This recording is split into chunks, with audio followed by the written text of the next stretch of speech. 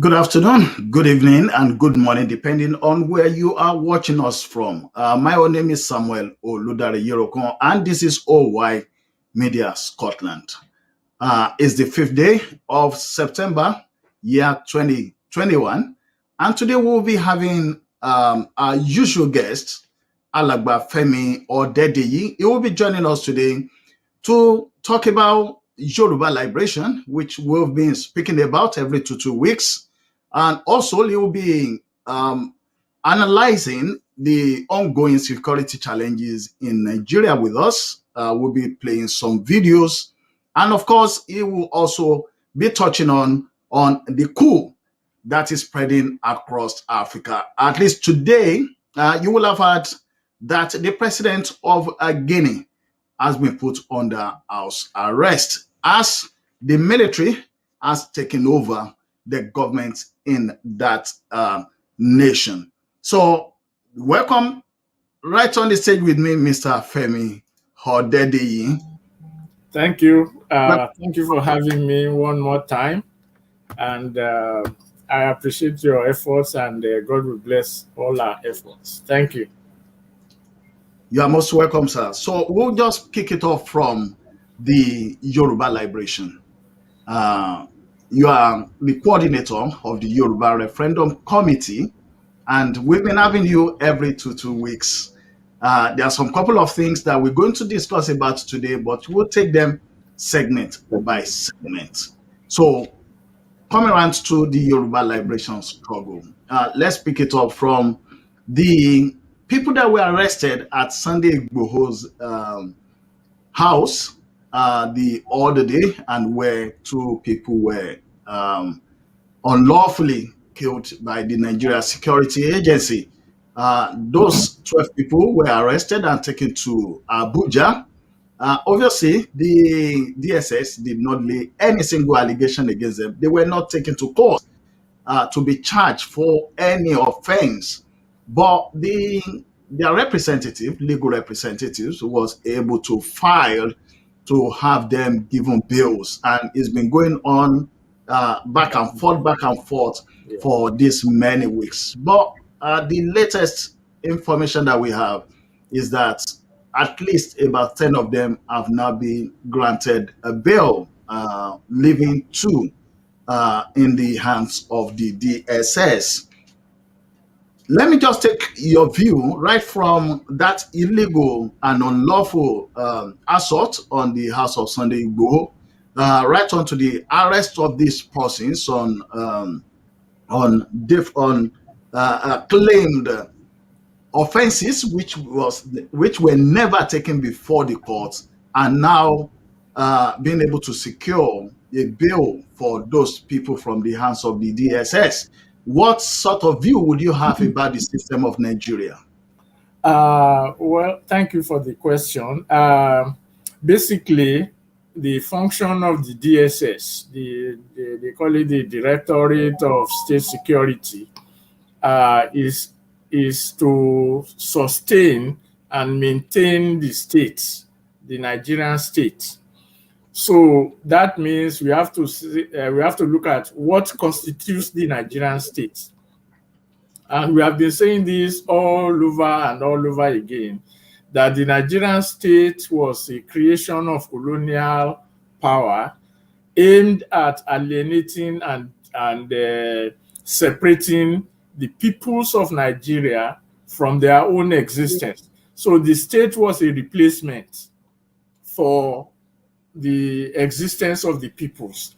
So from at all times, every institution of state, regardless of who is the president or whoever, every institution of state is aimed at sustaining that state. And if it has been determined and it has been proven, and we have records from 1960 till date, that the Nigerian state exists to neutralize the existence of the peoples, then everything they do must be looked at in that context. Yes, there are laws that they expect to be followed. But when you have a state that violates its own laws, for it to continue to operate. And this is what I mean by that. Every constitution since 1960 did not give the military any power to take over government under any circumstances. But we have known and we have seen how the military took over the government at various times using various excuses and all this and all that. And then they will now expect us to obey the rules they established. And that is where the contradictions and the contests always arise. So in this situation, we have a DSS that is sustaining a state, albeit they say they are democratic, but democracy is not just about elections. But even if we look at the elections itself, there is no way anybody can say that they have a bank of 12 million voters somewhere that will determine the fate of the election. But that was what they did. They said they had 12 million people that will vote for a certain candidate, and then the result is what we have. So with that, any attempt by the peoples to regain their self-governance, their self will be seen as an attack against that state. So, and that was what they did with the complication with the Igboho raid. And all the rest is also that when they launched the attack, it was meant to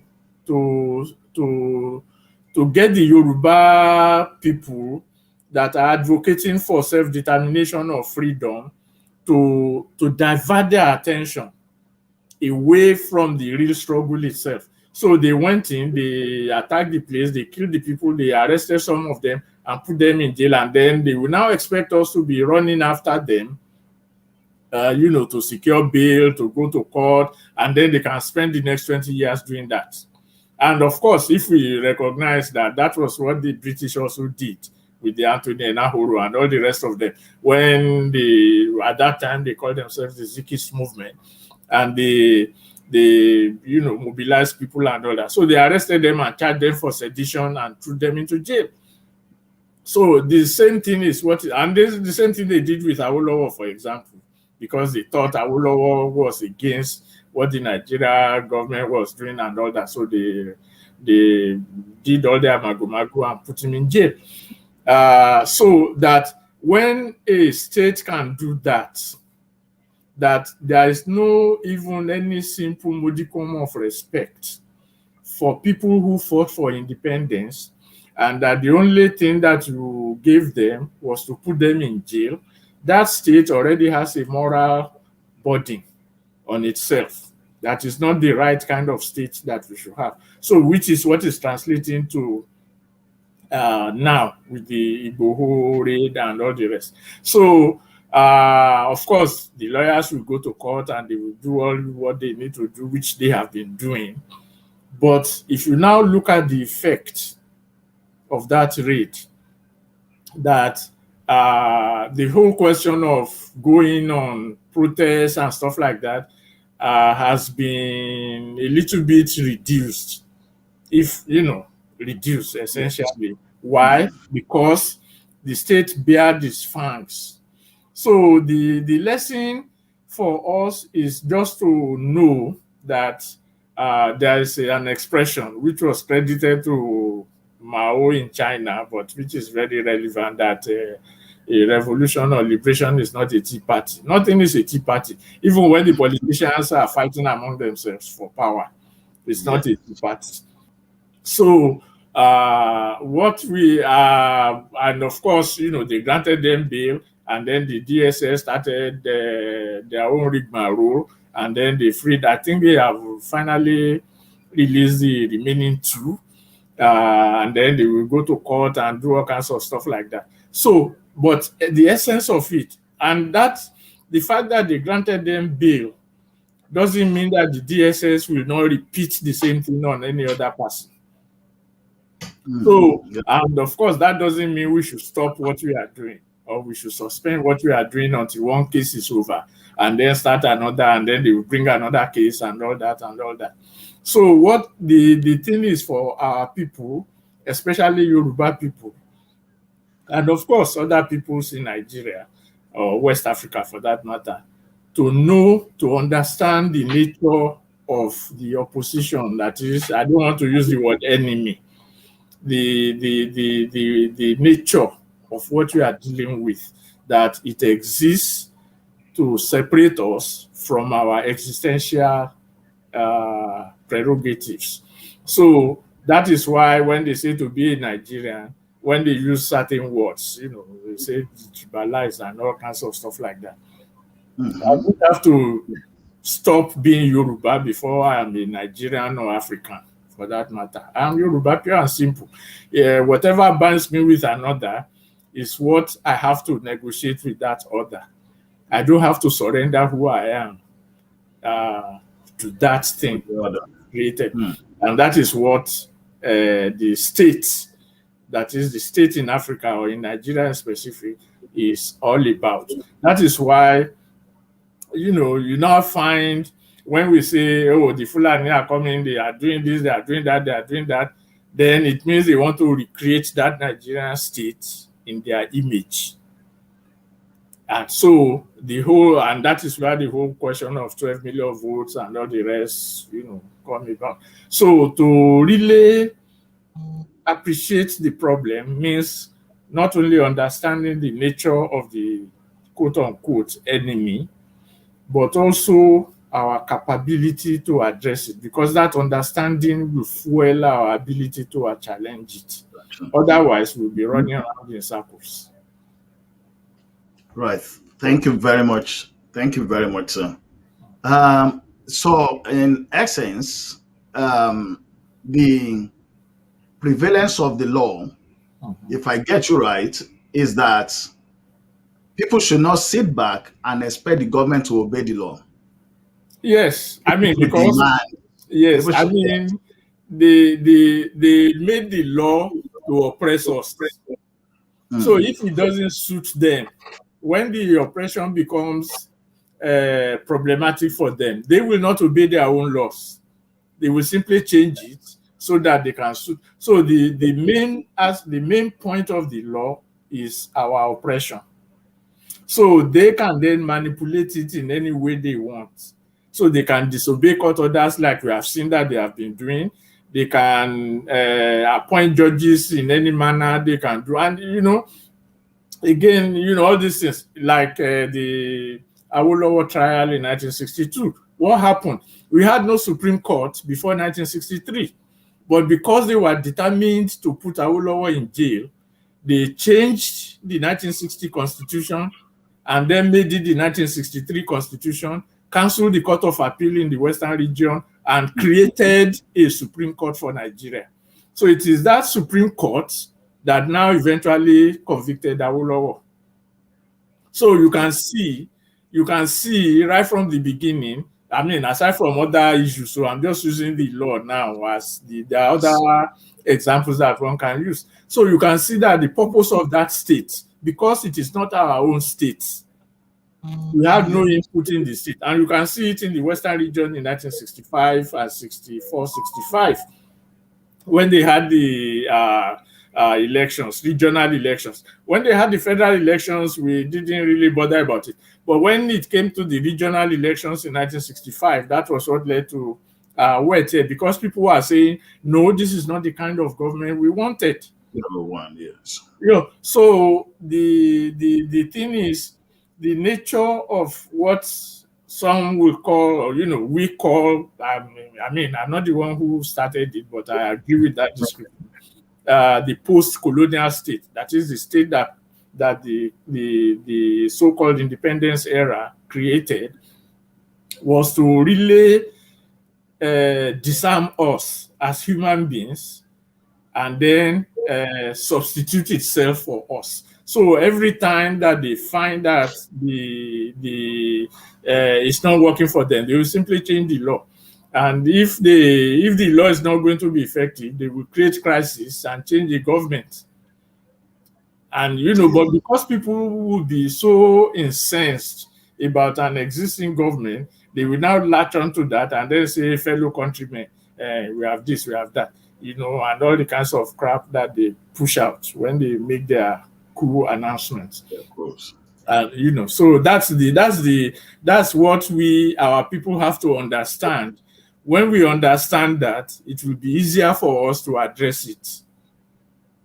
Okay, thank you very much. And let's just move on to Yoruba referendum, because it seems now that majority, if not all of the groups championing the liberation of the Yoruba people, it seems to be coming towards that area that seems now to be the only viable, or maybe one of the viable routes that could be followed. Although the way it has to be done, there are different views of the way it has to be done, and you'll be dealing with this in a few minutes.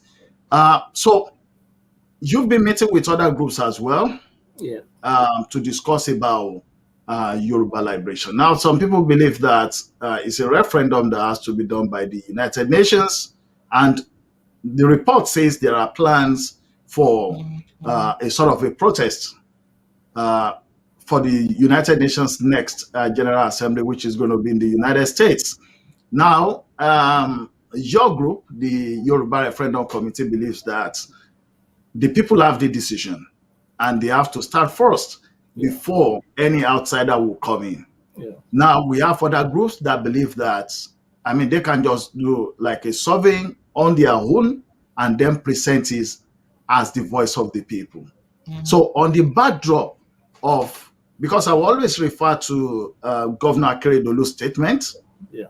that where did we sit, the entire Yoruba people, and we decided that this is where we're going, whether is Yoruba nation entirely out of Nigeria, or Yoruba nation within Nigeria, or even maybe Yoruba presidency, that where did we all sit to make that decision? And basically, it's talking about a referendum.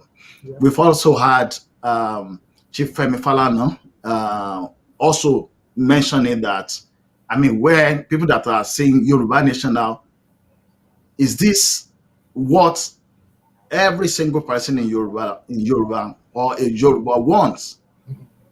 We, we we can't have a group saying this is what we want. The best thing would be for whichever group that is championing it to push for a way to harvest the views of the people regarding where they want to go. Now, on the other side, we have our politicians and political representatives that are claiming that they've been elected. So the job of what is next for Yoruba should be left in their hands. So it looks like a block voice of the people, whether the referendum by United Nations, referendum by the people, as proposed by your committee, and then we have the referendum by survey, and of course, we have this political voice, representative voice, that are claiming that people have already vested that power in them. So, could you please help us to analyze Okay. these different routes Okay. as championed by the people? Yes. Okay. I will address the first three and then save the one about the United Nations for the last, because actually that is not. Anyway, let's start from the first three. Governor Akeredolu of Ondo State is a politician, right? Yeah. And Yes. then the politicians are saying they have been elected by the people to represent them. Okay.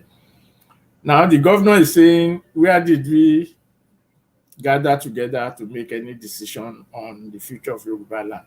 So we have a politician who is part of, who says they have been elected to represent the people, now asking the people, where have we sat down to discuss our future?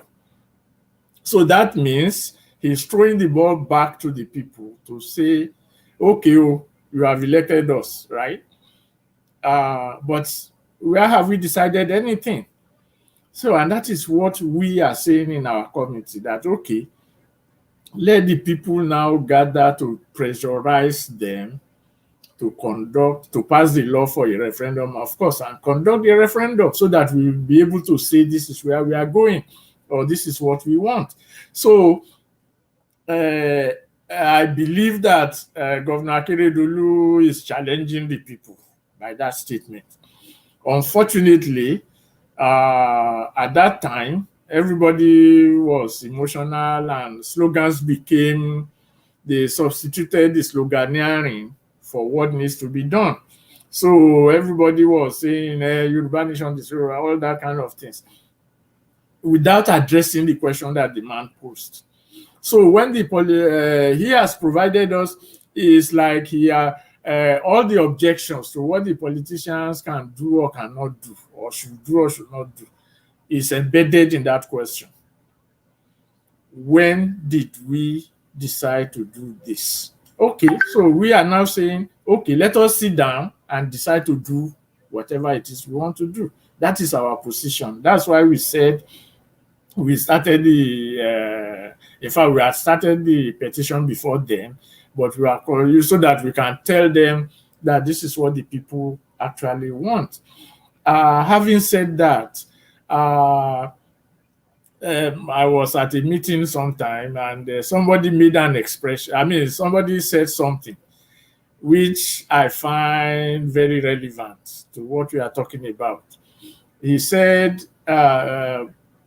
we need to move away from our NGO, activities and become involved politically. Why did he say that? Most of the groups that are talking about Yoruba self-determination and all that are NGOs, whether they are local NGOs or foreign funded NGOs or whatever, but they are NGOs, and by being an NGO, they are also separated from the political process. So when we now say, look, the whole question of self-determination or freedom or liberation is a political issue, and you have to take it away from what we call reasoning. A group can sit down and write beautiful paper, theories and this, and use examples and reach conclusions, and it will be a good read. But if it cannot be translated into practical action on ground, then it will just be what it is. It's an academic treatise, which, anybody can do. I mean, you can write a treatise on this subject, and I can write another treatise on the same subject and come to a different conclusion. And that's what has been happening. So we now said, let us move away from the question of, reasoning, which the guy calls NGO mentality, and put it into practice. And that's why did we say that? We said, okay, we are going to, that is our committee now. We are going to take Governor Akeredolu's challenge further. That yes, we have started the petition is ongoing and people are signing and all that. Although we expect more signatures than what we have received, but we are going to take it further that elections are coming up in Osun and Ekiti states in 2022, and parties are gearing up. And so when the parties say that, well, you have elected us and then, to represent you. So we are now saying the governor or whoever is going to be elected in Osun, we are going to give such a person an agenda. How are we going to do that? It's not just about writing a manifesto and submitting it to the party secretariat, because we have already said the parties don't represent the Yoruba people. They represent a Nigerian consciousness, whatever that is. So we now said that let us mobilize ourselves in Osun and Ekiti states and place the referendum on the burner, that it should be what should be done. Now, anybody that wants to, like in Osun State, the governor is running for a second term. He cannot say, okay, wait, when I get to power, I will work on it. Because we will say, look, you are already in power and you can work on it right now. In Ekiti State, a new person is coming in because the governor is running out, is no longer recontesting for the second time. So Goodness. the new Yes. governor that is coming in cannot also say, wait, when I get to power, I will do something about it. Because we will tell him there is a state house of assembly that is in existence. Join us to convince them to pass that law so that when the first day, your first action in office is to sign or assent to that law. So these things are practical if they are doable, and that is what we, so that they won't come back and say that we have been elected to represent party and this and that. So now, yeah, that doesn't mean they will agree with what we are saying, but the point is we will have created enough pressure on them to show that this is what the Yoruba people want in those states. And thankfully, they have a regional legislative agenda now that, they can, when a bill is tabled in one state, the same bill can be replicated in the other states. So if we succeed in Osun and Ekiti, the other states will have no choice before 2023. So, but that's another. So what we are saying is, in essence, is that we can mobilize ourselves to resolve the problem that the politicians are talking about. More so when one of them, a major one for that matter, that is Governor Akeredolu, Okay. said Yes. that, okay, where did we meet? You can even say, okay, Chief Femi Falana is not a politician, he's a lawyer, blah, blah, blah, human rights activist and all that. Okay, fine. But here's a governor who is, you can't be governor without being a politician. So he's a politician, he's a governor, he's a respected Yoruba person. So and he's also a lawyer for that matter, a senior advocate. Mm-hmm. So he's combined, he combines everything. And he's now asking us that where did we meet to make a decision? And then so we are now asking the people to say, okay, yes, we have not met, but we want to meet. And this is, the most obvious way of meeting is by that Yoruba referendum that we are proposing. And it's simply a question of, do we want to speak with one voice, as we used to say? Do we have to have a regional, voice for Yoruba people? And then how do we negotiate with the rest of the country and the international community? So that is what we believe that should be done. And that is why we are opposed to those who are saying they want to go to the United Nations. Because we say, when you are seeking your own liberation, Yoruba ni, pardon the way, I don't know whether it's correct or not, pé ọmọ tó bá ṣípá ni à ń bá gbé. Yes. So, tí ìṣípá, and you are going to your enemy to come out. The United Nations was created to establish global stability after the second. It started when they started with the League of Nations after the First World War. They thought that would create stability. It did not create stability because of the kind of things they did to Germany that led to the rise of Hitler. So then, after they defeated Hitler with all the kind of things, then they established the United Nations to create global stability and global order. That was why they established the system of permanent members in their Security Council. And if you remember, it took China, when they started, only 3 countries, USSR, UK, Britain, and France, yes, 4 of them, were the 4 permanent members of the Security Council. Why? They were the victors in the Second World War, and they had access to atomic weapons. So when China developed its own atomic weapon and became a military power, they refused to allow China to be part of the Security Council for a very long time, until there was a rapport between China and the US, I believe under Nixon in 1973, that now allowed China to become part of the Security Council. So the whole edifice was anchored on global stability. And that global stability is dependent on the kind of relationship within that Security Council. All the other stuff are just derivatives. So when you read through the UN Declaration on Human Rights, it was more on colonial countries or countries that are under foreign occupation, not what they call indigenous people like in Nigeria. So when you say you want self-determination, I mean, you want liberation and stuff, and you now go to the United Nations to come and do something for you and all that. It's even ahistorical. It violates the history of the African, because all the various struggles we had against independence were not dependent on asking some kind of foreign country to come and do this and that. They were part, that was how, even intellectually, that is, in terms of our mental consciousness, that was how the whole concept of African personality, Pan-Africanism, and all this rest developed.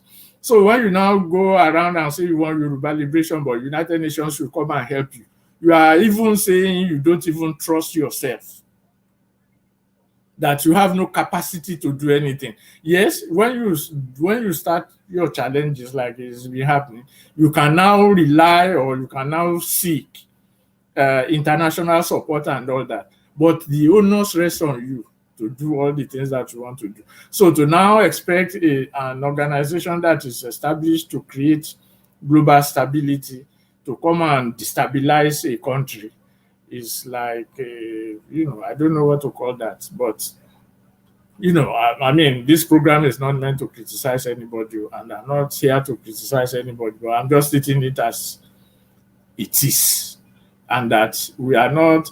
If many of the people, most of the people that are championing Yoruba nation now, sovereign this, they are educated people, scholars. They have information. Even if they don't have it, they have access to it. So these things are not rocket science. It is there if they want to see it. So to say that, to use the excuse that our politicians will not do this, and therefore the United Nations should come, you are already denigrating yourself even before the United Nations. Because the people you are going to meet at the United Nations are also politicians from their countries. So if you are going to meet politicians to come and do something against your own politicians, I mean, anyway, that is. So I believe that Governor Akeredolu has given us the necessary impetus to pursue what we are doing. The only question is whether we are ready to pick the gauntlet or not. Because that's why I use the example that the man said that the NGO mentality we should get out of. It's very easy to sit down and say, yeah, nothing constitution is a fraud, and we have written a document, and we have done that, and we start making comparisons. Meanwhile, and then we come up with different slogans, and we want this now, we want that now, we don't want elections, we don't want this. Meanwhile, they will go and do the elections. And all these people that are saying Fulani this, Fulani that, and all that, if only the Fulani if it is only the Fulani that will vote, they will just declare that person as the winner. And then we will start saying, hey, they shouldn't do that. Okay, maybe even the UN will ask you, were you prevented from voting?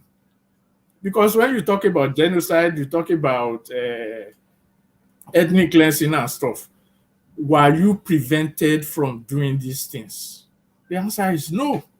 It is you decided you don't want to be part of it. So if you don't want to be part of it, it's fine, but you must be able to resist or to manifest your ability. And I use the example again of Ethiopia and Tigray. When they were having all kinds of problems in Ethiopia like we are having here, and then they said the election will take place, blah, blah, blah. And Tigray said, no, they can't have election because of COVID-19 and all that. So Ethiopia went ahead and did the elections and declared themselves the winner. So eventually, but you see, when they went to attack Tigray Tigray was the dominant military force that overthrew the Ethiopian military, that allowed Ethiopia to become, democratic in 1990 or 1991. Tigray was the dominant. So Tigray knew and had the capacity to withstand the onslaught. So when Ethiopia invaded Tigray, they were able to, do their own thing and then defeated. So I don't know whether the Yoruba nation now have those forces in somewhere. I don't know. Maybe they do. But the point is this: when you start advocating no election, no election, no election, and then they had election, and then the Fulani man wins, and then you say it is genocide. I mean, you have a case to answer in that respect.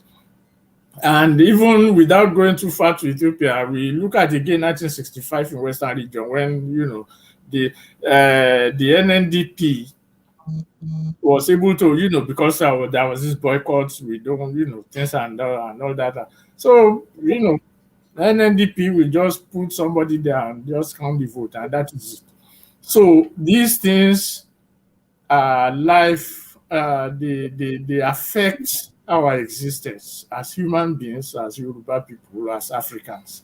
And it is not something that we should just think we can academize, let me put it that way. Yes, the academy is necessary, but it shouldn't be limited to that. Thank you very much. And just lastly on this section, before we move on to the issue of insecurity in Nigeria, what you expect people to do now with signing? I mean, people have signed the petition. Is still being signed. From my check this morning, that's about 10,781. Yeah. Gradually going to 11,000. Yes. And you said documents have been forwarded again to the governors and the representative, the states of states out of assembly.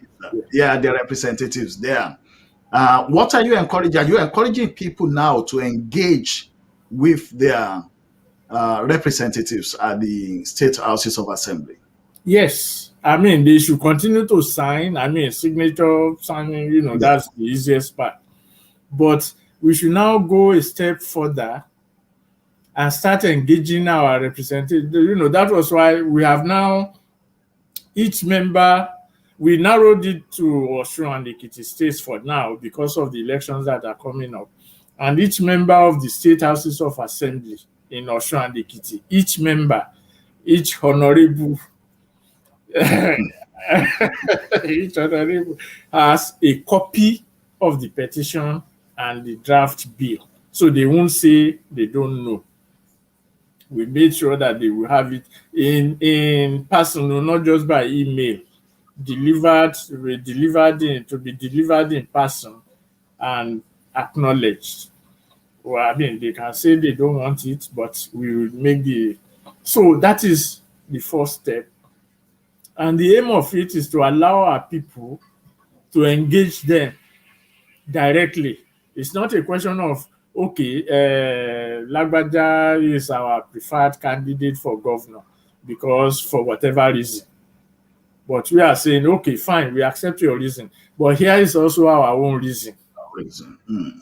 This is what we want. All the things that you have, no problem. We have no argument with that. But this one, no, you must do it. So that is where we should be. That is where we should get at. So that after the petition is to show our moral indignation to what is going on, that we want a change. And the petition was or is also addressed to the members of the state houses of assembly, to the speakers, and to the governors.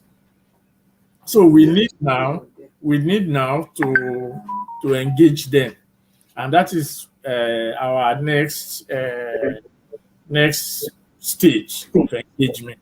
So after delivering the papers to them, we will now be calling on our people for that direct engagement. That's why I said we narrowed it to Osun and Ekiti states because of the election coming up. So if Governor Yetola Oyetola, Boyega, I think. Boyega That's Oyetola. from Yeah, state. Boyega of Osun State. Now says, yeah, vote for me. I can do this. I can do that. Fine, no problem. But this is what we want you to do. When we are able to put pressure on him, he cannot turn around and say, wait, when I win the election, I will do something. Then I will do Because it. the facilities for you to do it are already in place. Okay. And if whoever emerges from whichever party in Ekiti State can also not say the same thing that, this thing is good, though, but let me get there first. You don't need to get there. The assembly is there. They are not re-electing themselves. So do it so that your first day in office, the first thing you will sign, the first bill you will sign is that. Yeah.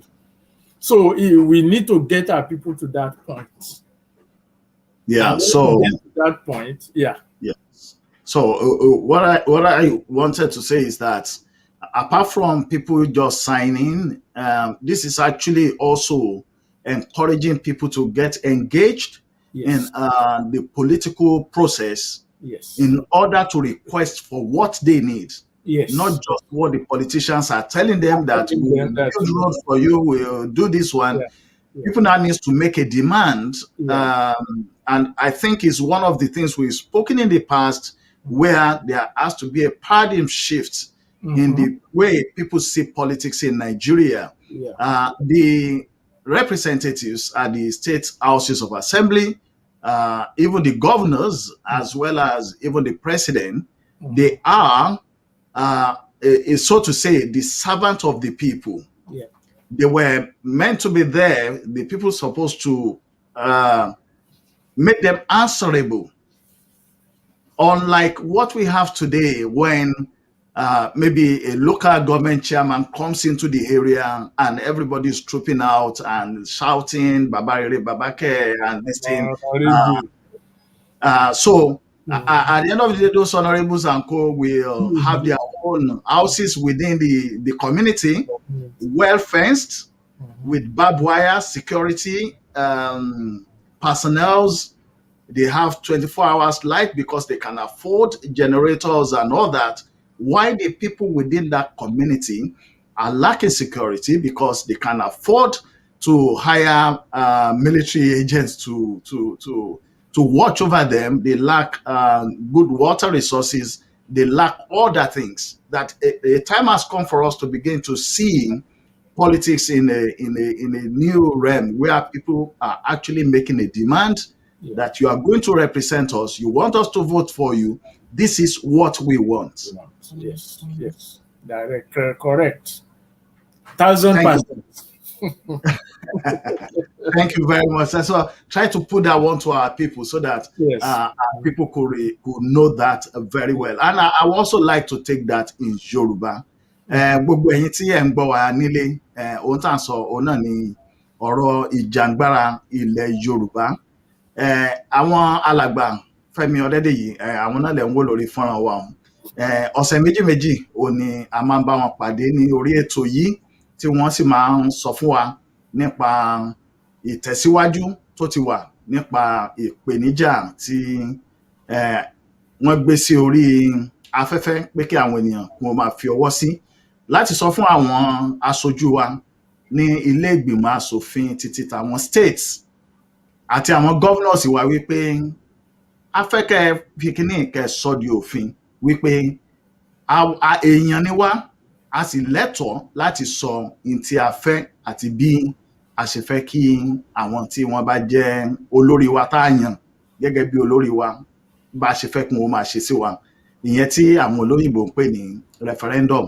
Referendum ọ̀hún wọn ò tí ì sọ náà pé Yorùbá ń lọ ni o, àbí Yorùbá máa dúró ni o, àbí wọ́n máa tún ètò ìlú ṣe restructuring ni o, àbí 2023 àwa la fẹ́ jẹ president o, kò tí ì kàn yẹn rárá. Nítorí pé àwọn nǹkan kan wà tó jẹ́ pé a ní láti gbé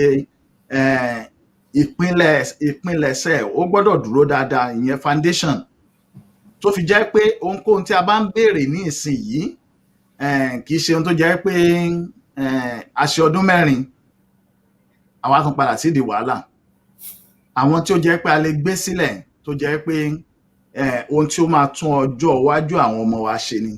Tí àwa bá tẹ̀ wò pé àwa fi ara dà ní ìsinyìí láti gbé àwọn ìgbésẹ̀ tí ó máa jẹ́ kí ó ṣeé ṣe wípé àwọn tó ń bọ̀ lẹ́yìn wa, irú àwọn nǹkan tí àwa ń fara gbá báyìí, ètò ààbò tí ò sí nílùú àti gbogbo ẹ̀, àwọn tó ń bọ̀ lẹ́yìn wa, àwọn náà wọn ò ní irú nǹkan bẹ́ẹ̀ kò ní kojú wọn. N tí alàgbà wa sọ náà ni pé àwọn tí a yàn sípò àti gọ́vnà ni, a mọ̀ pé Yorùbá ló ní kí á yẹ̀yàn sí. Ó sì dáa bí a ṣe máa ń yẹ àwọn gómìnà wa sí àti àwọn ọ̀nàrẹ́bù wa gbogbo. Ṣùgbọ́n ẹ jẹ́ ká mọ̀ pé nígbà tí ó bá di ọ̀rọ̀ òṣèlú, a rán wọn níṣẹ́ ni o, wípé kí wọ́n lọ ṣiṣẹ́ fún wa. Wọn ò kí ń ṣe ọ̀gá wa. Pé a yẹ wọn sí, a fi ṣe ọmọlúàbí ni. Ṣùgbọ́n àwa náà yẹ ká máa béèrè lọ́wọ́ wọn pé iṣẹ́ ta rán yín ńkọ́? Àbí irú nǹkan báyìí ni à ń fẹ́ kí ẹ bá wa ṣe.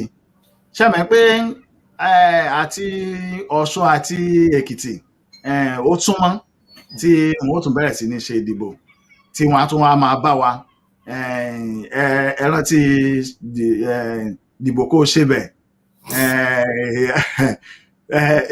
ọbẹ̀ tí ẹ ṣe ní ijó ní, ṣé mọ̀ pé ọbẹ̀ ọ̀hún kò jọ̀sẹ̀ kan lọ.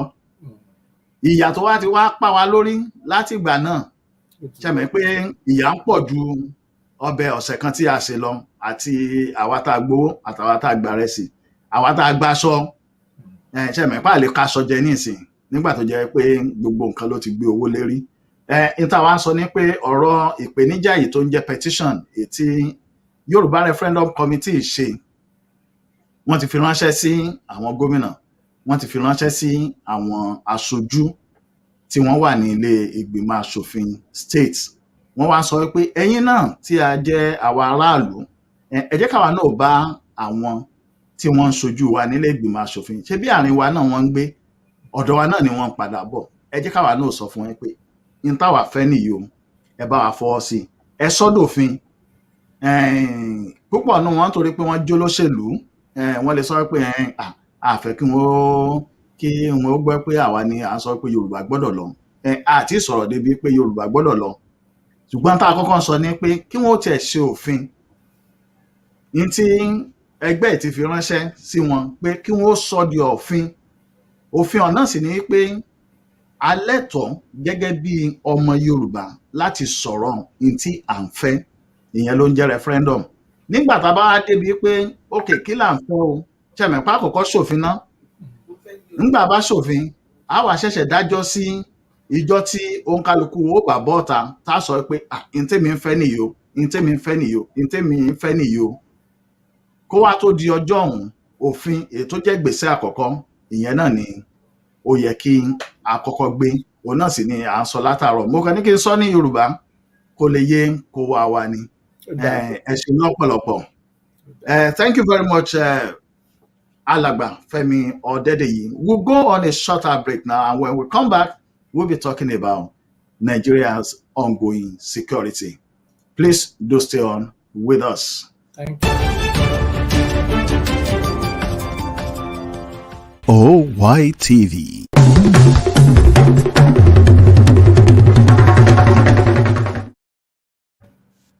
Yeah, you are welcome. We are still on OY Media Scotland. My own name is Samuel Oludare Yerokon, and of course, you've been listening to Alagba Femi Odedeyi from Yoruba Referendum Committee. You are welcome back, sir. Yeah, thank you. Thank you. Now, I'm going to play some videos, and these videos are to underscore the current security challenges going on in Nigeria. I know that the government is making its own claim that it's doing all it can, but also we have people that are saying that, no, the government is not doing enough. The body language of the government is not showing a great sense of responsibilities for the presidency to take charge of its first duty, which is to protect lives and properties of the citizens. So I'll go with this first one, sir.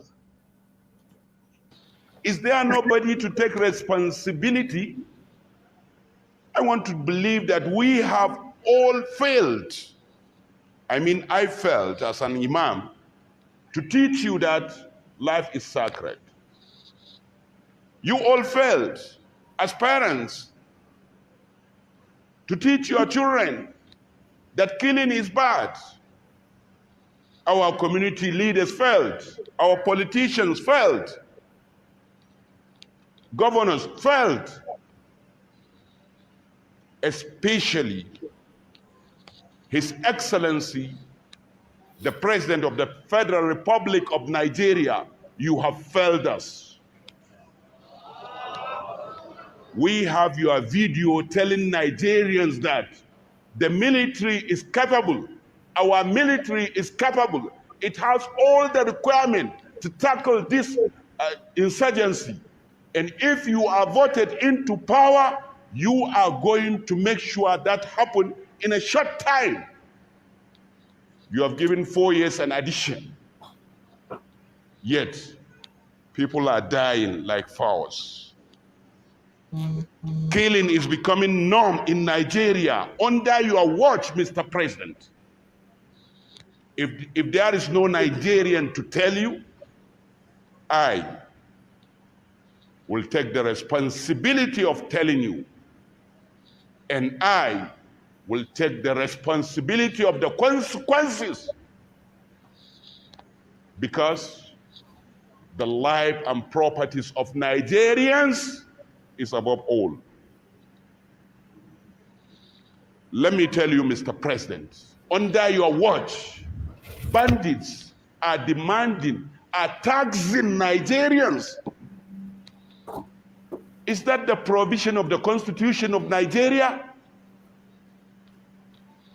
Under the provision of Constitution of Nigeria, no one has the right to tax any Nigerian, except being authorized by the federal government or any other constituted authority. I'm not a learned person, but I'm not a layman. I'm telling you, Mr. President, you are to take responsibility. Because we have it in the Quran, we have it in Ahadith. Man wajada khairan falyahamidillah, wa man wajada ghayra dhalika fala yalumanna illa nafsa. Who do you want us to give responsibility? Do you want us to give the President of America, the President of Ghana, the President of the Chad? No. We have the right, constitutional right to ask you, Mr. President.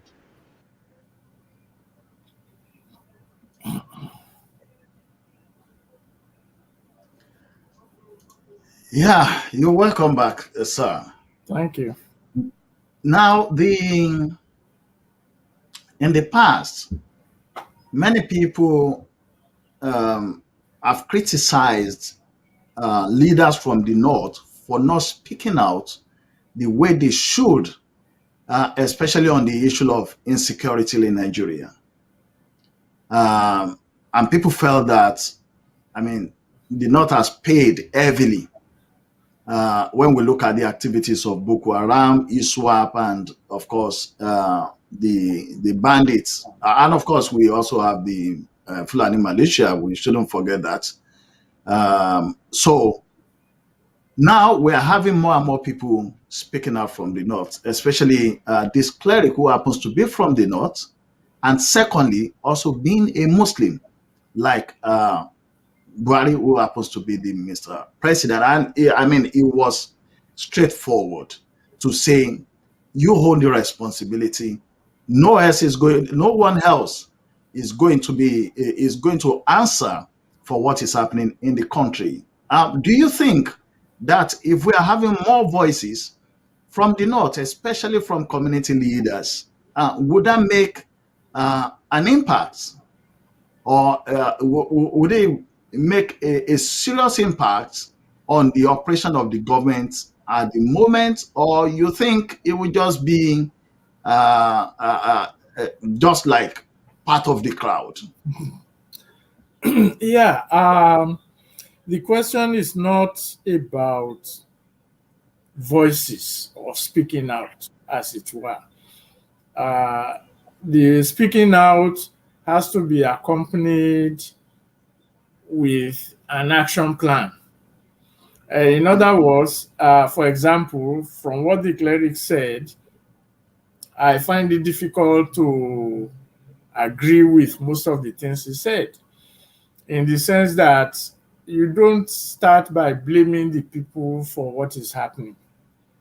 That we are all responsible. We are not teaching our people not to kill. We are not doing this. We are not doing that.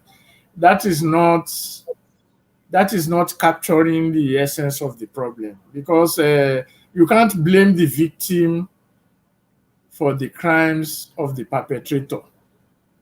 So when you start by saying the people are responsible because they are not doing this, they are not doing that, you are already making them the perpetrators, when in reality they are the victims. Having said that, before, when Jonathan was in power, his national security advisor, Azazi, Azila. Azazi or something, said that at that time it was Boko Haram, that Boko Haram was in government. He said so. And then, of course, now we also know from what we have been reading and all that. So the whole question of insecurity is about the nature, like we have said earlier. In Nigeria, if you look at since 1983, even if we limit it to that, when Chief Awolowo made a scathing critique of the MPN government, there was all kinds of crises. Then they overthrew the government. And then when Buhari, the supposed moral leader at that time, was doing what he was doing, there was also a crisis, some kind of crisis. Then they overthrew him. That was when DSS was formed from the NSO. Then he said he put everybody in jail. And then you can see a pattern that the rise in insecurity or crisis reflects a potential change in government, because they have assumed that a regime change is what people want. So they will create the problem and then create the solution, and then we start blaming the people. And I will also illustrate with this example. Governor Akeredolu was attacked.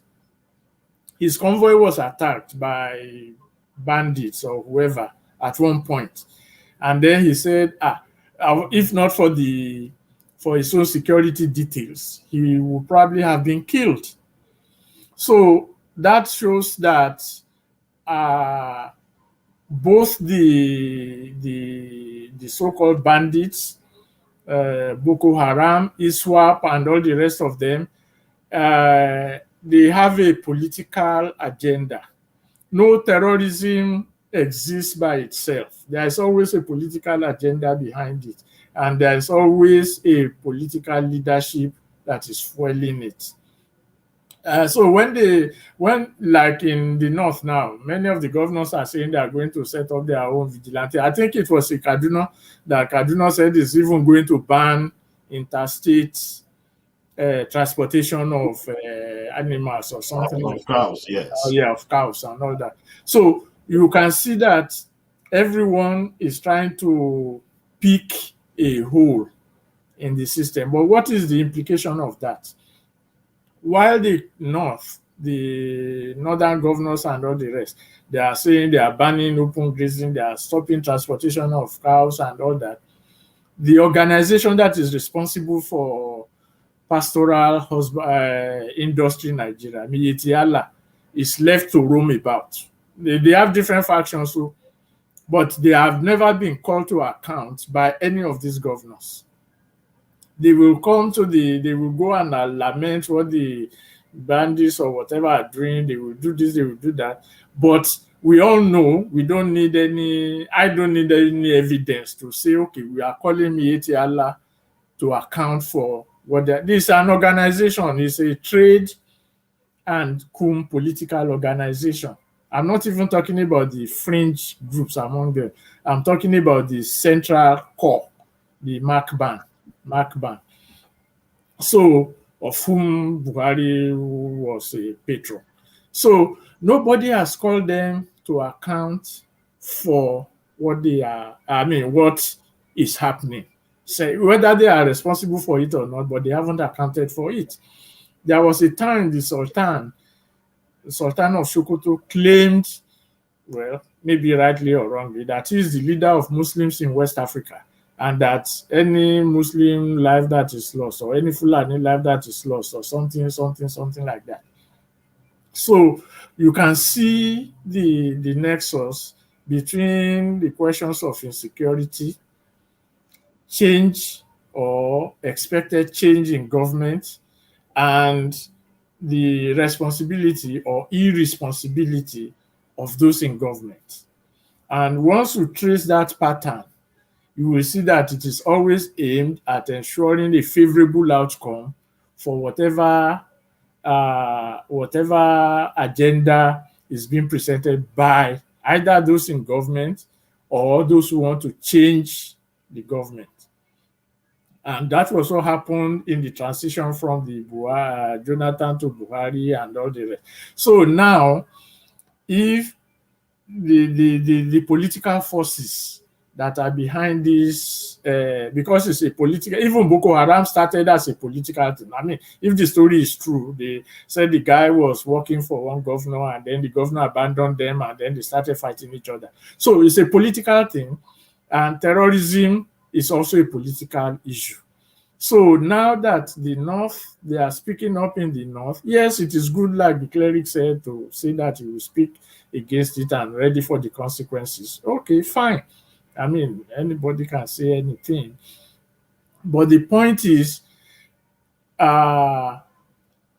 we can be looking at a possible either regime change or creating a platform for a so-called quote-unquote progressive to take over from Buhari, all in the name of maintaining Nigeria the way it is. They call it a federal republic. I don't know why that cleric, if he is really speaking truth to power, Nigeria is not a federal republic. It's a lie to call it a federal republic. So if you can't start from that position, that Nigeria is defined as a federal republic, is a lie. You haven't said anything. So when you put things like that in perspective, then it will inform and influence the kind of solution you are expecting. For us, I believe for many people, we are not looking at a regime change, either by military or by election. I mean, like I said earlier, we are the INEC, saying they have a bank of voters somewhere. They are telling you they know what the results will be.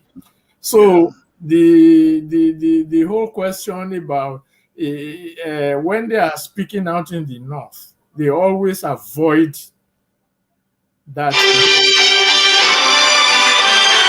They always avoid that issue. There was this guy, Jibrin Ibrahim. He's the chairman of the editorial board of Premium Times. So he wrote something during the week.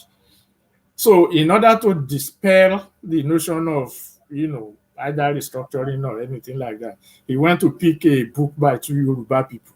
The guys from the North, to these Yoruba people, they were writing about how Nigeria is must have come into being even without colonial power. But that's a different thing. Why I brought that out is this, that when these things happen, and they continue to happen with a present government, the idea behind them is to steer the narrative into some kind of regime change. So when the time comes, whoever is going to be president or head of state or whatever it is will now be saying, just like Buhari himself said, I will cure insecurity, and then the thing went down up to this point. And then the guy will come and say, okay, let us, revamp Nigeria and this and this and this and that. all in the attempt to keep Nigeria the way it is. So when it is like that, the thing is to look at why is Nigeria, insecurity and all these are manifestations of a rotten foundation. Those who are talking about it from the north or even mainly from the south, they are not looking at that foundation. So when you start or when you conclude by saying the Federal Republic of Nigeria, you have already demolished everything you have said, because there's no Federal Republic. And that is what we have to face. And this is what the northern speakers, those who are speaking out from the north, they are not ready to face. So at the end of the day, they will have a Nigeria. And if that Nigeria is also not to their liking, we can go into an extreme analysis of the Buhari thing about, it's like a last stand of northern hegemony, as it were, or Fulani hegemony. We are going to do this, and there's nothing anybody can do about it. So now, when we are stretching it, we can get to that point, but we don't need to get to that point now. All we need to say is that, yes, it is good to speak out from the north, but we must also contextualize what we are speaking about. And grandstanding, it's good that he spoke, but I felt offended when he said everybody is to blame. That's an offensive statement. That may be the level of his understanding, but it's still an offensive statement, because the victims can never be equated with the perpetrators. You don't do that. You should be able to separate the victims. Yeah, if people are not doing anything, if they appear to be helpless. We have just mentioned Igboho and all the rest, Abi. So yes. Igboho is saying we want Yoruba now. That's his reaction. He wasn't carrying any arms. He wasn't fighting anybody. He was just venting his frustration. Yes, we want this, we want that, we want that. Whether we agree with him or not is even immaterial. But then they went and raided his house. So that shows you that the whole question is not about we are not doing anything. These are people that are trying to do something. They went and raided them and killed them. And then the cleric is standing up and saying people are not doing anything. So we should be able to, grandstanding is not the solution. Let me put it that way. Grandstanding is not the solution. We should be able to move beyond grandstanding and situate it. If we say what the people are doing, the way they are reacting, the way their responses are not good enough, like we say, we are not going to United Nations. We are not saying they are not doing anything. We are simply saying, look, that road is not going to work out. This is what we work out. That's a different thing entirely. But to stand up and start saying that people are not doing anything, they are not educating their people at home not to do this, not to do that. Let's give ourselves some modicum of respect. And that is what is lacking in the narratives from the north. The guy that banned importation from one state to the other in Kaduna State, he was negotiating and paying people, who are bandits or terrorists. He closed down schools simply because the people are abducting people from, and yet you have the power to empower the people to do all this resisting and all that. You didn't do that. Now you come and say you are banning transportation from one state to the other. When internally, Southern Kaduna itself is under the rampaging forces of these people. So why from one state to the other? Why not? So you can see the quote unquote, even to call it populism, is to give them an undeserved recognition. So it's just mere grandstanding. So we have to let us see where we are crying, to see beyond our noses and then move try to move in a direction that will address the root of the problem. So, like I said, once you start by admitting that Nigeria is a federal republic, that nullifies all arguments, because it is not. All right, thank you very much, sir. Then, or still on the issue of insecurity in Nigeria. Yes. You probably will have seen the video making the rounds about doctors and nurses looking for employment in Saudi through the Saudi job portal in Nigeria. I mean, that shows the extent. Some people call it that, yeah, people migrate, but other people have said, no, these people are not migrating, they are running away. They are not just looking for, like we have Andrew Must Go. In those days, where people are just looking for greener pastures. But then here, we have people that are owed money for over a year. Some of them have claimed that they even have to take out money from their own pockets to buy things in some of their hospitals and clinics. It was that bad. But obviously, majority of people have said the insecurity in the country. I mean, let's say you are even hungry, maybe you can eat 010. But with insecurity, if you are killed, that's it. I'm going to play this video. It's claimed to be the bandits, or whatever name they are called, celebrating after capturing arms and ammunition belonging to Nigerian army.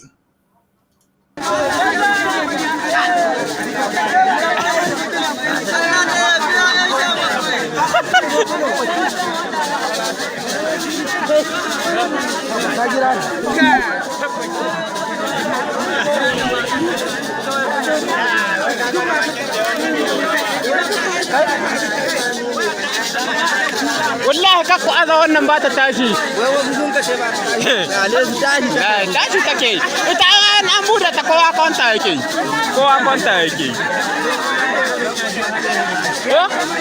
wani to koma gehe can kwanta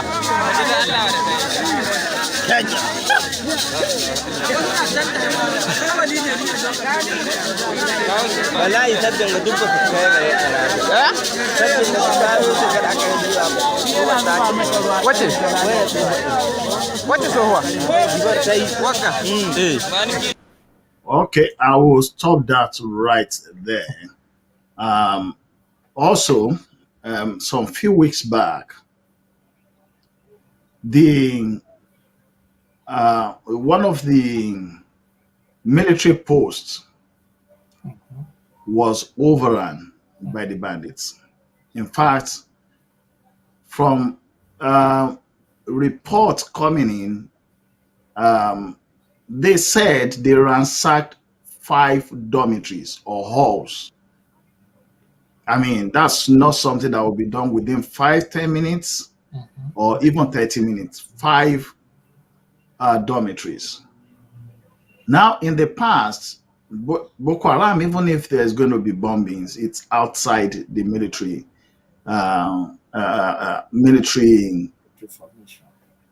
like camps and co. But this day, they actually go into the camp, despite knowing that the people they are going to meet there, they are also armed. And I'm going to play another video so that we can put this in context. Because a former or ex-Air Commodore, ex-naval officer of the Nigerian Army, spoke of recent, and he made shocking revelations that even this one that we had, that's not the first time, that's not the second time that these bandits, I mean, we've given them the name bandits now because they said they shouldn't call them some other names. So these bandits will go into military installations, camps, they will overrun the camp and go away with weapons.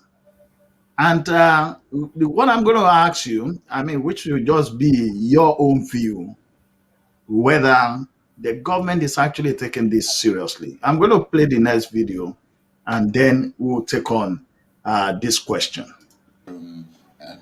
Ethnic spectrum, because you know well Nigeria is quite polarized across these groups, ethnicity and religious. How do we tackle it without coming off as though you're inciting people on those lines? You see, one thing I discovered in this country is that when it comes to religion, everybody is very sensitive.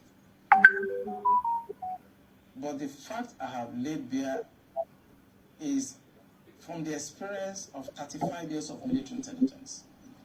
So I'm not coming to the air to whip up sentiments, no.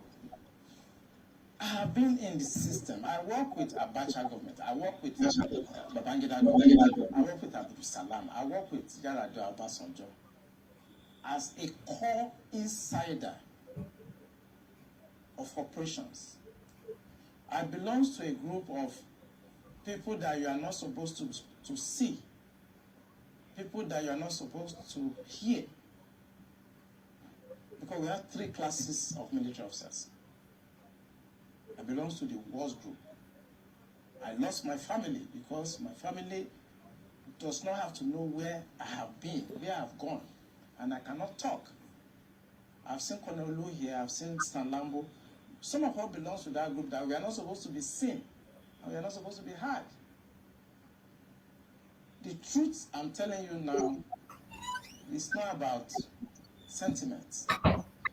Is that there are a group of people in this country that feels that this country should be Islamized. This is a fact. I said you want me to start mentioning names of people in this government that we have interrogated. I was a member of an interrogation team, and I've interrogated a very high-ranking member of this government in 2007, 2008 on the issue of Boko Haram. I interrogated him. He's in this government right now. And what was the issue? Boko Haram. And this senior officer was actually let go because he was found culpable. But right now he's in the government. You see, we must say the truth, because if you don't, this country is going down the precipice. We have been set back more than 60 years right now. We've gone back to the time before 1966 now. And whoever is coming back to repair this country has a lot of work to do. This country has never been. Right. So, you've had Sasa. Now, Yes. I'm going to package the questions Okay. because I want us to really look at it from the correct perspective. I've shown the video of those bandits celebrating, and also the claim by the same naval officer, that's the naval officer, ex-naval officer, about this thing happening constantly, and not just this one that made it to the news. He's also made some expos as somebody that is an insider, that there are people who are believed to be sponsoring terrorism in government today with the current government. Now, in November 2020, 6 Nigerians were jailed in United Arab Emirates because the authorities there found out that they moved large sum of money, which they were able to trace that those money are being used to fund terrorism. But around April, May this year, 2021, we had reports, including, I think, a statement credited to Malami, that's the AGF, that about 400 Nigerians have been listed out as suspected sponsors of terrorism in Nigeria. About few days ago, the United States did note that they would list out the sponsors of Boko Haram. So if you look at all these trends, it's telling us clearly that we have people that are sponsoring insurgency and terrorism in Nigeria, and we have those people that are in government.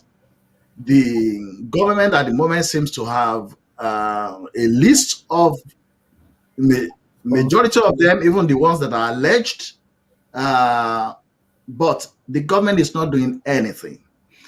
In fact, the concern from the United States, according to the Washington Post of, I think it will be yesterday or day before yesterday, is that their concern is whether the government will cooperate in arresting and prosecuting these individuals. Now, with all these things that we've laid down, I know that if it's in the United States, if you have an ex-post like that we have about 400 people, including those in government, and they said they are sponsoring terrorism, I believe that every minute on CNN and Fox News, you'll be hearing that news until something is done. But in Nigeria, it was a day's report, and everybody just forgot about it. The media just went silent about it.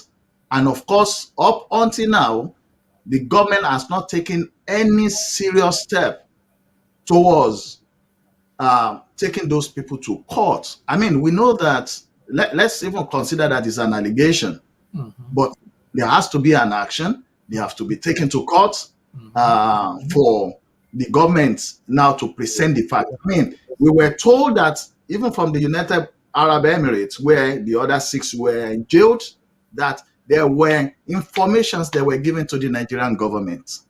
But up until now, nothing is done. I mean, they can say they are doing it underground, but then we've not seen anything. And we've seen other countries where there are issues like that, and we see the way they deal with it.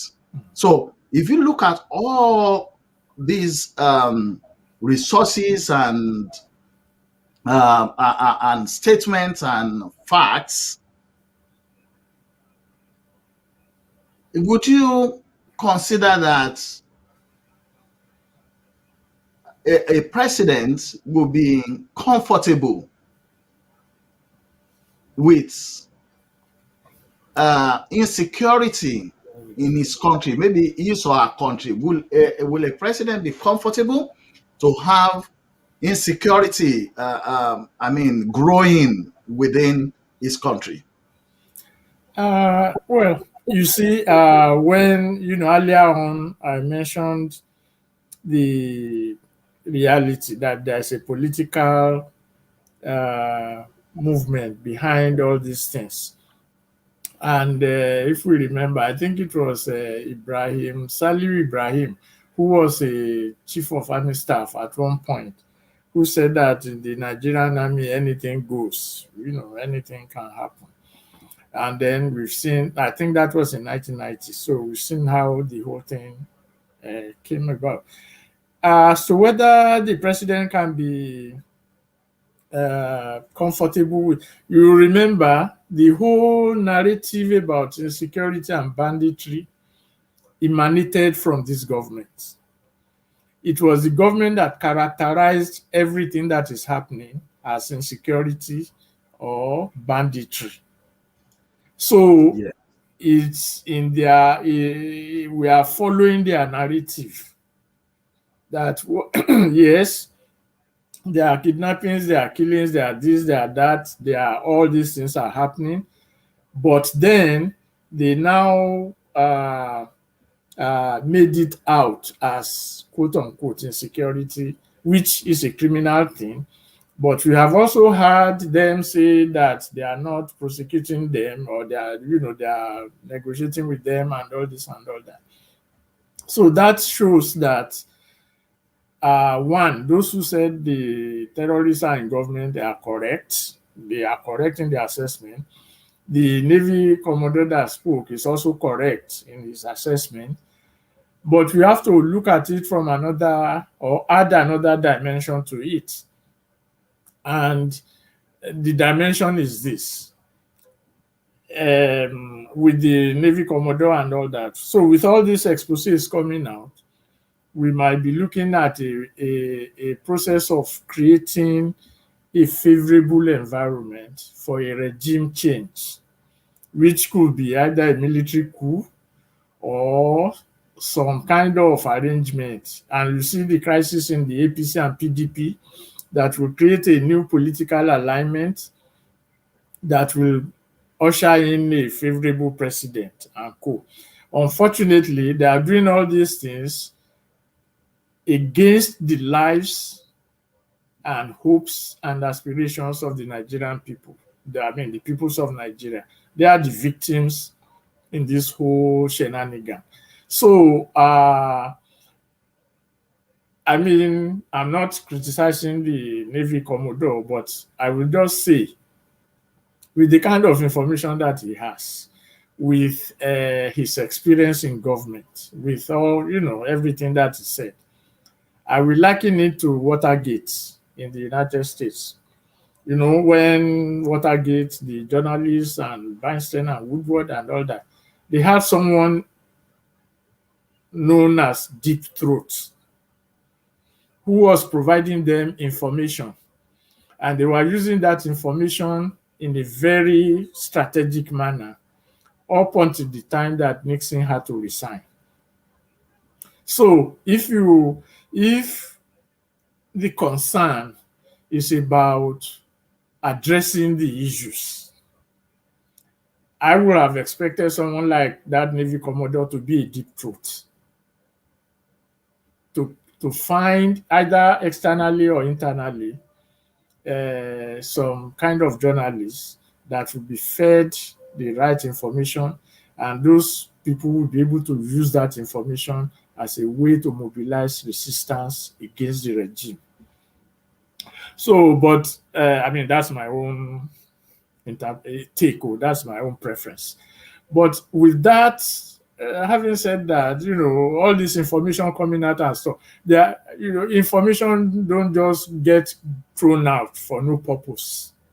Okay, so Nigeria is going to be on the precipice. We've been hearing that for ages. Every time there's a crisis in Nigeria, it's always that it's going down the precipice. And then we never get to that. We never fall down the precipice. Something will happen that will change course. So there's also what is called psychops, psychological operations. Prepare the minds of the people for something that will come in the future. So when someone like that, who has experience in the military, has interrogated this and that, and being part of a closed, what they call black operations in security terms, that is in intelligence terms, they call them black ops. They do things without public knowledge and without accountability to anybody except those who sent them.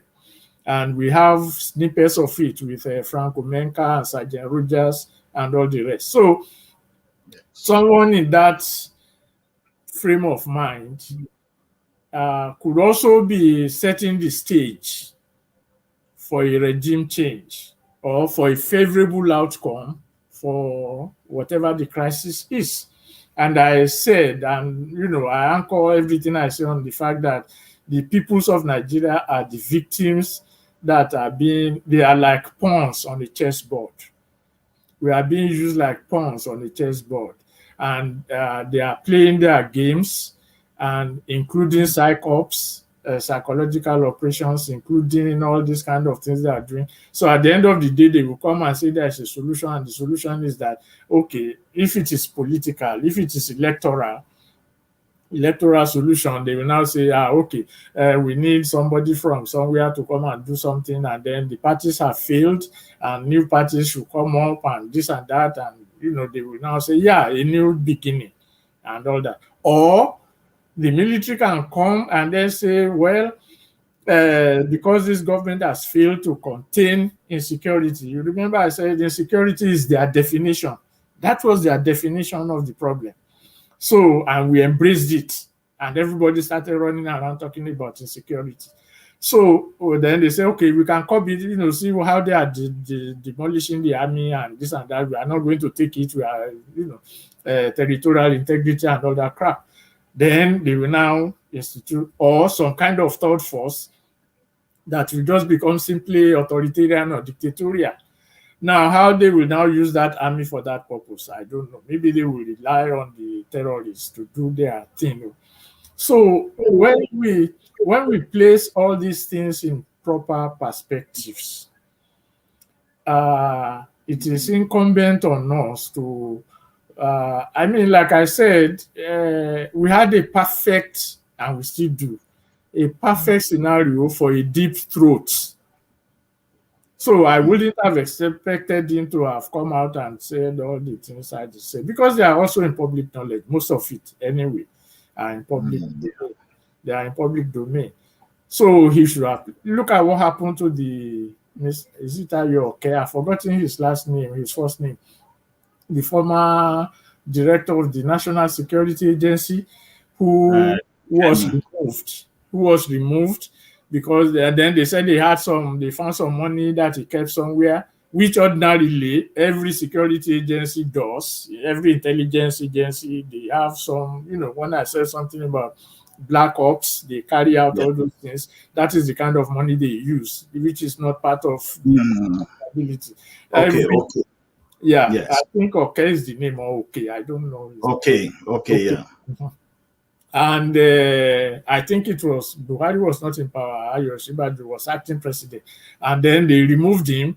They called him back. Buhari came back and removed him finally. So, and then of course they wanted to arrest him, but the guy knew what he was doing anyway. So he just disappeared since they organized disappearances. So what I'm saying is that we are dealing with a situation that is probably more advanced in terms of strategic thinking than we want to admit. So, like I said, the first thing, we have lost the battle probably when you allow the enemy to dictate the narrative to you. They came out and said it is insecurity, it is banditry. And then we created Amotekun to fight insecurity. We fight banditry. We started talking. So we left the essential element that the Nigerian state, we keep repeating it, the Nigerian state is the problem. The architecture of and that is what they don't want us to face, so that they can always find a way to sustain it the way it is. So they will now, do elections, do this and do that and do all that, while we are chasing shadows. And the shadow, unfortunately, people are losing their lives and stuff like that. But that is the shadow that we are chasing. And then it now becomes a permanent shadow, that what we expect from the government is to address insecurity and banditry and leave other things. You mentioned something about those who are going to Saudi Arabia, the doctors. Maybe they said, ordinarily, we talk about morality, political morality and stuff. When Buhari came the first time as a military governor, it was also medical team. They said the hospitals are consulting clinics. Abacha came, said the hospitals are consulting clinics. We have been having consulting clinics since 1983. And these people are still gallivanting around, claiming that they have the solution to any problem. So you see, the whole thing, they are all connected. And this is a slight jab at those who are going to the United Nations. When they started all those, I'm just in a joking manner, but they went to the IMF and the World Bank impose this structural adjustment program on us. These are UN agencies, so for economic stability in the world. So it was the structural adjustment program that actually fueled the quote unquote migration. The Andrew must go, the everything must go, everything must happen. So we started running all over the place. That is the effect we are still facing today. So when you now go to the United Nations to come and help you out of it, out of the problem, out of the situation they created, they are not going to do it. So I said this is a jab. I'm not using No, that. I understand. So, but that is the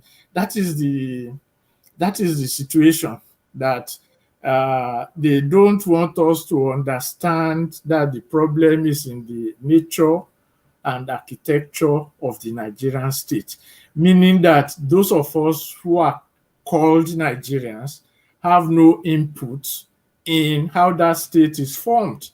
Because if we do, the first thing the Yoruba will ask themselves will be, who are our enemies that will justify our having an army? You have to define that. Who are our enemies? Say in Benin Republic, Abi Atlantic Ocean, Abi, So all these things will come into play. That is, we see how we regulate our own lives, and they don't want us to see that. So I think that is the key. That is the key to all these things. I mean, thank for allowing me, but it should have been the deep truth. So all those names that you can't mention, you just have passed it and pass it to the reporter, and then they just bring everything out. And then the reporter doesn't have to be in Nigeria for security purposes. They can just release the name now, and then yes. And there will be issues within the community when people find out that, so you are actually the one that is. But I remember. You can't talk on air now. So why did you go there to go and talk? Anyway, go ahead. Sorry to disturb. I was just going to say, I remember one unfortunate incident that happened at Ibadan then at Poly. Yeah. Because the place is called Akwete, just the neighborhood of Polytechnic Ibadan. And then from time to time, it seems some people from the area get into the campus to do all their criminal activities, including raping ladies, and then one day I think the student just got tired of the whole thing. I don't know how they identify the individual, and they just put themselves in groups, and they went straight into Akwete from reports. And obviously, when the people living in that area saw the crowd, I mean, they didn't make any attempt to stop them, because they know anybody will have stopped them at that point might go with it. So they went straight to the house of the claimed person, who also happens to be a chief, because they said they've identified that it's actually the person that is causing the problem. And then obviously they put fire in the house and stuff like that. So just coming back to what you're saying is that when people know, I mean, we could even look back to history of the Yorubas when we talk about people like Bashonoga and co, when people have got it to hear that, so you're actually the one causing us this so much pain, or let's say, for instance, maybe just as an example, some of those names that you now find out that it's actually maybe your honorable, that whenever it comes to your street, you run after it, and it will spray money to all of you. Meanwhile, and you find out that this is the person that is actually sponsoring terrorism, where people are being killed and co. I'm sure people are not going to sit back. There will be a sort of a people's movement. So maybe that's what the Commodore should have done. Yes. And then just pack his bag and leave Nigeria. Yeah. It should have been our deep throat. We need a deep throat, So that's how the questions are resolved. If you feel strongly about it, and even if your life is at stake, then you become a deep throat and see what happens. What happens And if so but all these things, yeah, well, we all have our ways of addressing issues. So All right. Thank you very much, sir. Our listeners, okay, we're still with Alagba Femi Odedeyi from the Yoruba Referendum Committee. He's been talking to us about Yoruba's liberation, especially in relation to the petition for a referendum law in all the Yoruba Southwest states. It's also dealt with insecurities in Nigeria in our second session, and we'll just be moving on to the last session now. And it's made a brief touch about what we're going to talk about, but obviously we're going to deal with it at this angle, and that is coups in Africa. If you've been looking at things happening in the past few years, we've seen, although maybe not many, but gradually it seems that coups are gradually coming into Africa's political scene.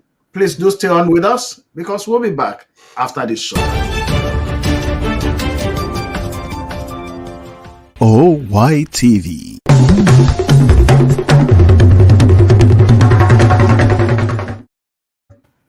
Right, welcome back. I'm still with Alagba Femi Odedeyi. You are welcome back again, sir.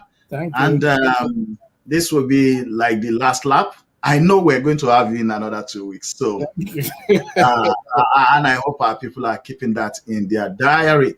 So, we've been talking about Yoruba liberation, Nigeria security challenges, and of course, we are now going to coups in Africa. Coups. In 2017, Robert Mugabe from Zimbabwe was removed through a coup. Now, Mali, that was in August 2020. And as at today, with the information coming from Guinea, the president is said to be under house arrest. I remember I don't know whether it's up to 5 years. And I was discussing with some people, some of my online friends were talking about Nigeria. And I said, we should not knock out the possibility of a coup if situations do not change. And somebody said, no, forget, coup is old fashioned all over the world. I say, well, it could be old fashioned, but when it comes to Africa, you can never say never. So, and we see this thing coming up, specifically for the one in the Guinea one. The president has served 2 terms, but then he pushed for a review of the constitution to go for the 3rd term, which he won, although there were lots of protests and co. And as of today, I mean, others have taken in. If we also look at the one for the Mali, I mean, they came to talk about the insecurity and, and then they took over government and say, we'll handle things. And then after, I think about 18 months and co, then we'll get the country back to a democratic government, which I think they've got some of their programs towards returning the country back to a democratic government for, I think, November, December the next year. So if you look at this trend, is coup becoming an option when a country is not working? And if it's becoming one, you mentioned briefly about narratives when we're talking about the insecurity in Nigeria, that at times they can be trying to prepare us for something ahead.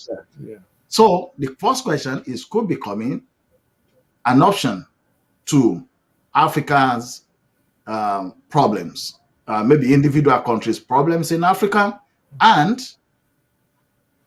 pan Nigeria itself. Is it an option from your own view? Which one should I take first? Um, let's okay. I will take it. Yes, I think coups have always remained an option in Africa. I mean, right from when it started in the 60s, the wave of coups in the 60s, of course, it had the backing of the Western countries. So we can't isolate Africa from the global economic or political economy, let me put it that way. One, the soldiers, the military, the African militaries were direct creation of the colonial powers. And they had only one mission, which is the subjugation of the peoples in those territories. So they were always a reserve power, a reserve force to take over power if and when necessary. So when it became the wave in the 60s and 70s, and then they ran out of steam, and then they were able to institute civilian rule and stuff in many countries and stuff like that. So now that things are becoming again, of course, with the rise of the Islamic State and terrorism and the fall of Gaddafi in Libya and all the rest. So you now find further instability in those states. The whole notion of a nation state, that is, you have a state that is controlled and determined by a nation. But in Africa, most of the African countries are multinational states. But they now imposed a state that is controlled by a nationality. So when that happens, there is bound to be instability and all that. But the military, because the military is a function of the colonial power, the colonial experiment, they are always at the background, at the reserve, that they can always use to sustain that paradigm, that nation state paradigm. So, and in every of the instances you cited, you will discover that these are what happened. That even when the civilians ran out of steam, because the nationalities in those states, in those countries, have already been disempowered, they no longer have the capacity to organize on their own. So it is always either whatever the state, the nation state recommends, either the military or a form of what they call civilian consensus, an elite consensus among the various nationalities that will now run the country. But what happens when the elite consensus comes up is that within the elite, there's always a hegemonic contest, like what happened with Mugabe in Zimbabwe between the Ndebele and the Shona and all the rest. And then they had to invite North Koreans to come and suppress the Joshua Nkomo group and stuff. And the same thing happens in other African countries. And if you look at Guinea, now that Guinea is in the news, Guinea was one of the countries that we appreciate, during the independence struggle. They said no, they prefer to live in poverty than slavery or something like that, security and stuff like that. And then, the one-party state and security was winning 100% of all elections. But, the moment he died, he became the personification of the state. That is the nation state. You have Malinkes, Fulas, and all the rest of them in there. The day he died, in 1984, I think, the very second day, his political empire and political party was destroyed. The military just came in and took over and then destroyed, dabarud everything. And since then, Guinea has not known peace, in spite of all the elections and stuff. And the same thing repeats itself in other African countries. In Mali, you have the Tuaregs and the other people, and there was even an anti-Fulani uprising in Mali at one point, against the thing, and then of course the influx of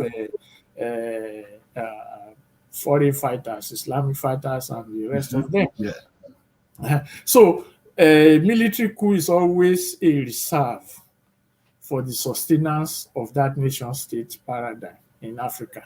And that's what we are witnessing when the crisis, even in Sudan, when they were doing all their anti-Bashar, this and that, it was the military that came in to rescue the situation, although they now promised they will do this and they will do that and they will do that. All the Arab Springs, if you look at what has happened in all the countries, Tunisia, Egypt even reverted to full military rule under, and then he converted himself into a civilian. So that is a question we have to address and we have to resolve, that the military in Africa, being the creation of the colonial power, is a reserve force for sustaining colonial political economy. Because at the end of the day, what is happening is, okay, when you take over power and you say you promise this, you promise that, how is the quality of life of your people addressed? Are people still running away to Europe from anywhere in Africa? Are we still drawers of water? What was that expression? Hewers of wood and drawers of water, where we will proclaim to the world we have all these natural mineral resources, but the human element that will transform the mineral resources into our productive use is no longer there. Because they have been disempowered by the nature of the state that created them, because that state relies on what they call foreign exchange and foreign investment. So you are bound to be selling all your natural resources to Europe to come back, and then, and that's what they do in all the places. I read somewhere 2 days ago that Ghana is now in a panic. Why is Ghana in a panic? China is exporting cocoa. So if China starts exporting cocoa now, where will Ghana's cocoa be? So that's what we are saying. The development of human capacity, the development of our humanity, which leads to the development of human capacity, is absent in the nation-state paradigm in Africa, because that is meant to suppress us and to alienate us from our own abilities to organize ourselves. So, and it is the military that can provide the stability if and when necessary for the Western world. So when the coups happen, if the West is in favor of it, they will just, find a way to regularize it and let it stay. If it doesn't favor them, they can then set up a counter something and then do all they can. If not, look at Equatorial Guinea, that small island in the place with all the cocoa and the oil and all the rest. And the guy is living like a king, even in France, and for them, it's okay as long as, and you can see the condition of the people that are working. The people, Yes. So when this, and if you contrast it with Europe that brought the nation state paradigm, that the first thing, so when we say the duty of government is security of life and property, they copied it from Europe now. But Europe makes sure that, because they know the worth of their humanity, that they develop their human potentials, so that the whatever mineral resources they have in their own country or that they can steal from other countries, they can use it to better their own lives. And they protect it with what they call intellectual property with the World Trade Organization. And we will be running around saying, oh, Ngozi Weala is the chairman or whatever of World Trade Organization, as if that will translate into the development of our human capacity. Yes. I'm not saying it's bad for her to get the appointment. She was the economic advisor when they introduced SAP. They were all working in the United Nations, in the IMF. Including Idika Kalu, who is now talking about restructuring. He was the one championing IMF. So we have all these things. And then if it informs on our challenging our present, then it will allow us to make our future profitable and be palatable for us. That's on the African side. On the Nigerian side, like I said earlier, Every time there is a serious crisis, they will say Nigeria is on the precipice, but we never fell down the precipice. So that means, something will be worked out to sustain Nigeria the way it is. So, and that includes a military coup. So if we say, yes, there is the Nigerian army has been so this, it is controlled by the Fulani, it is this and that, there's no single Fulani that can come out and say they want to overthrow the government. Maybe it is the same army that is allowing the terrorists to do whatever they want, that will now say it wants to get into power. How do you think that they will even attempt to get into power without, first of all, making sure that internally they are operating on the same level, at the same scale? So with what we have had, all they need to do is to say, we have to stop the terrorists from further embarrassing us. So we have to take over government. These civilians, before they go to the National Assembly and all that, they can't do anything. So let us face it. I mean, that's their justification for all this. And then, of course, when it comes to commander and all that, they can always distribute it among themselves and say, okay, because all of them, no matter where they come from, who are officers in the Nigerian army, when they get to the mess, they don't complain about who is from anywhere now. So, and they see their promotions, they see their when they promote them and when they put them in offices, they see it as an achievement. So, so they can always work things out among themselves as a reserve force to sustain if the opposition to what is going on now is on changing the nature of the Nigerian state in its fundamental form, that is when it can affect the Nigerian military. Because then, let's say the Yoruba soldiers or armed forces will now say, are they going to be fighting their people? But as long as the aim is to make Nigeria, quote unquote, workable, to address banditry, to address insecurity, to address economic this and economic that, as long as that remains the narrative, we cannot rule out the possibility of a military coup. That is one. As long as the so-called political elite cannot reach a consensus, we can also not rule out because, again, the fear of failure of that consensus will lead to the fear of war and crisis and all that, which will also be a good excuse for them for a military coup. Could there be an elite consensus? Yes. We see what is happening in PDP. Including the man who installed the chairman now fighting each other. We see what is happening in the APC.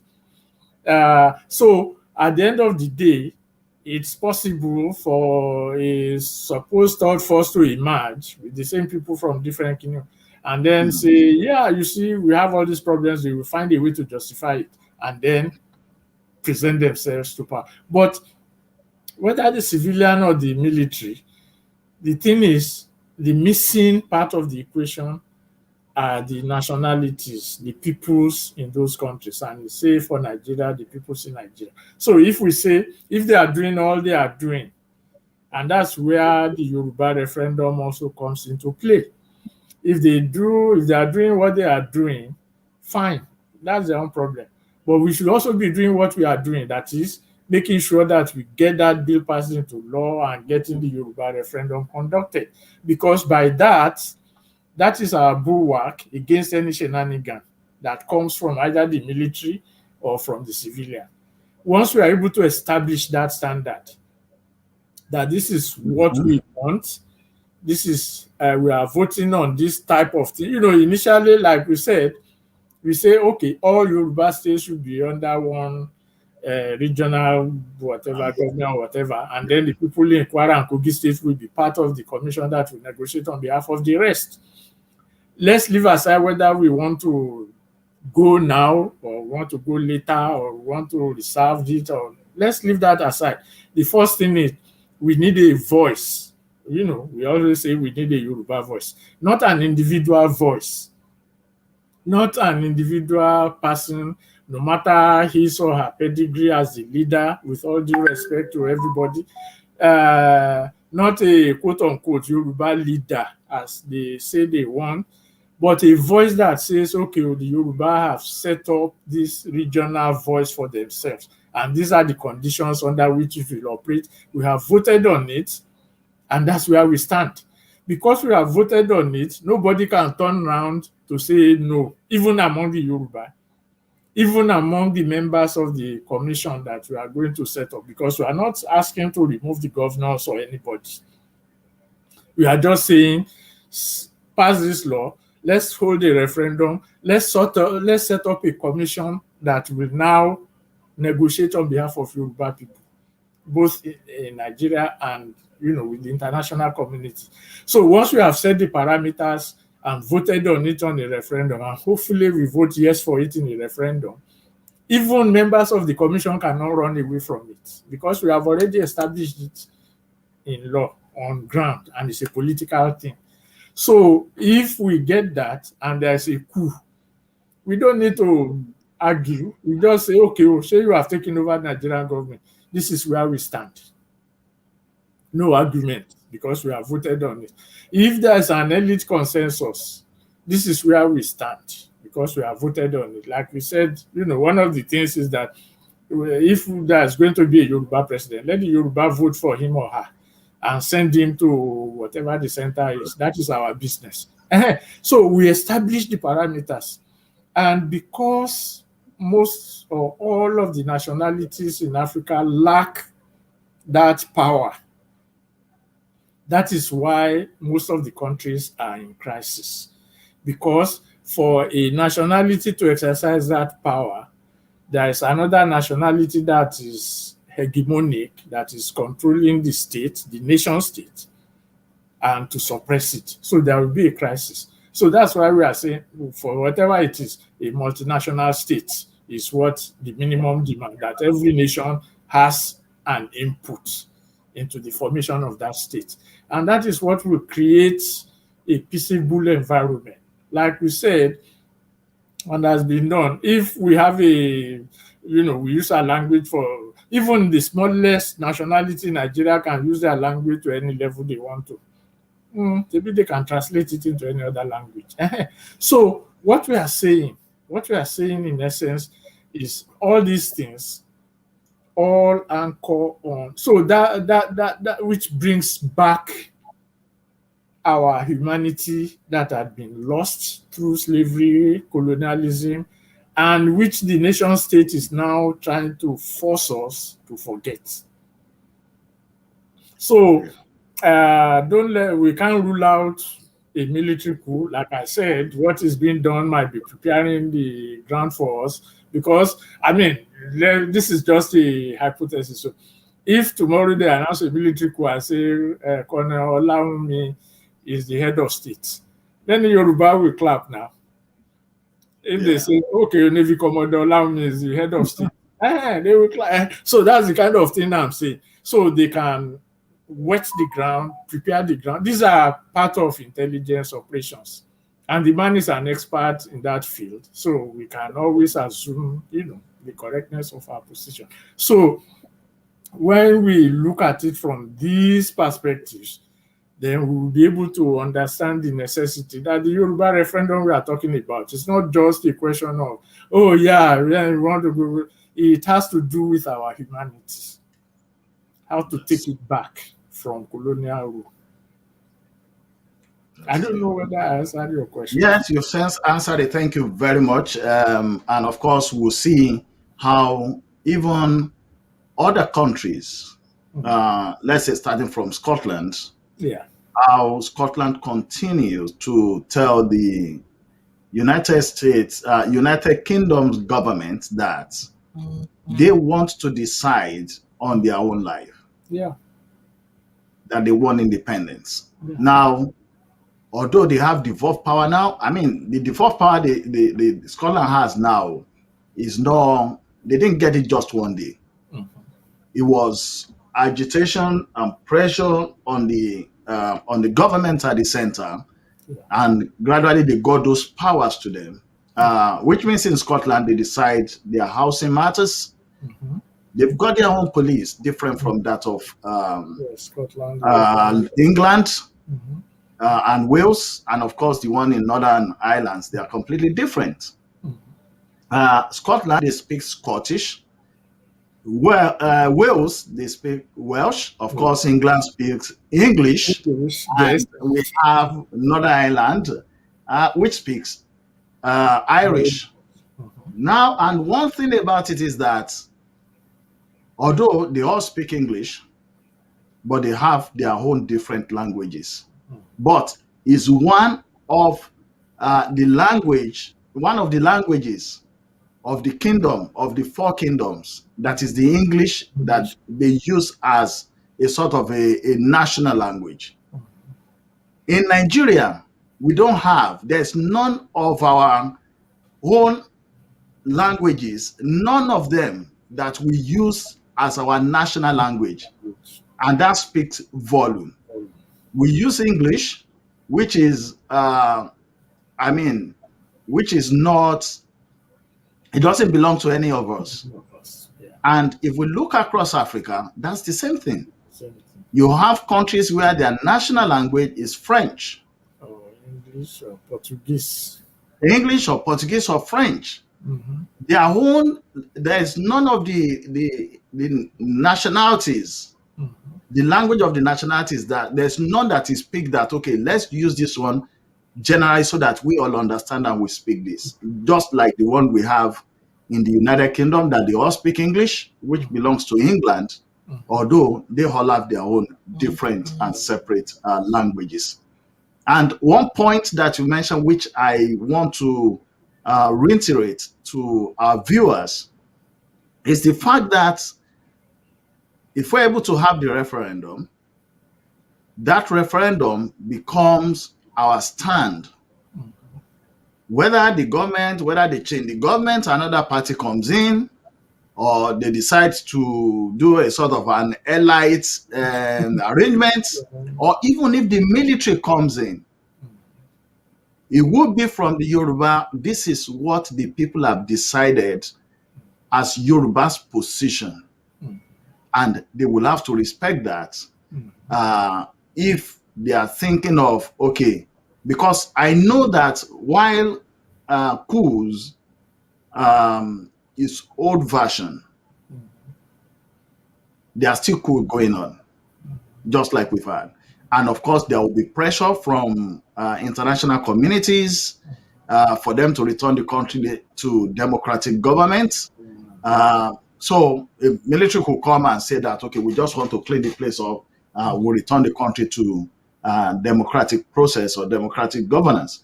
But a people must have their own stand.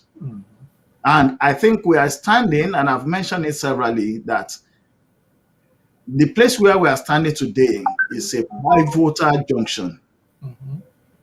Whether we are going to be free or not, we are much closer with the sort of things that are happening. I mean, majority of the people, the eyes of majority of the people are open that yes, things are not working. So if we miss the opportunity, this opportunity, maybe another 10 years or 20 years before we get to that. And that's just talking about us not going into war. Because I think majority of the people are saying, listen, we don't need to go to war. It's for us to state this is our position. And if they want the cooperation that we have now as Nigeria, then we have to respect those people's position. The second point I want to quickly make also is there have been calls from the north that the Igbo people should be granted a referendum, which is good.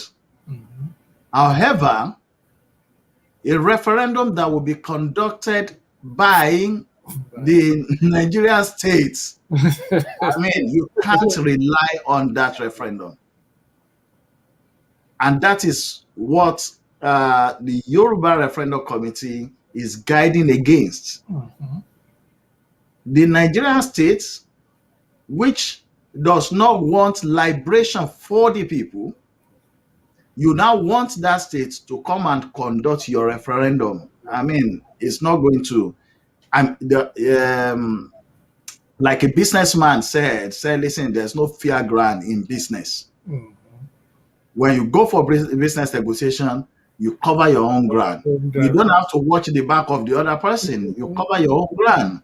So there's no way, whether it's the federal government now, as stated, they will protect their own position. Whether it's the United States, like we've mentioned, they have their interests. The ex-naval officer did mention it, that even before Buhari came in, the CIA were involved, in which they said, no, they don't think this chap should go in because of some things, but then they were able to impress on them that it's going to work. I mean, that's just to show to us that some things are happening in Nigeria that is not just us.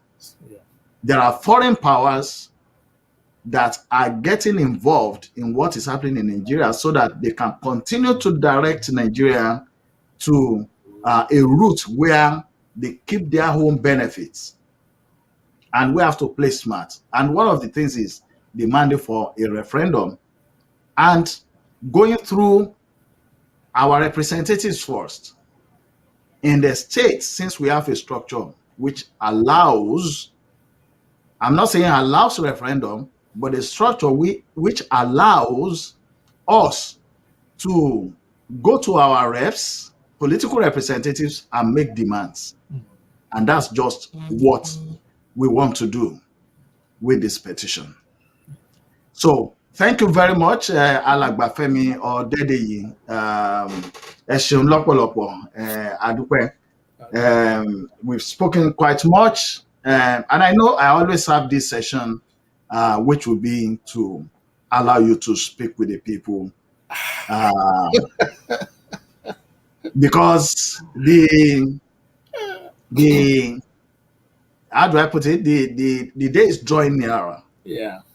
When we talk about the elections in Ogun State, the one in Ekiti State is drawing nearer. There's a need for us to do what we should do, so that if we're able to do it successfully with the Osun State and Ekiti State election, then it will help us to push further.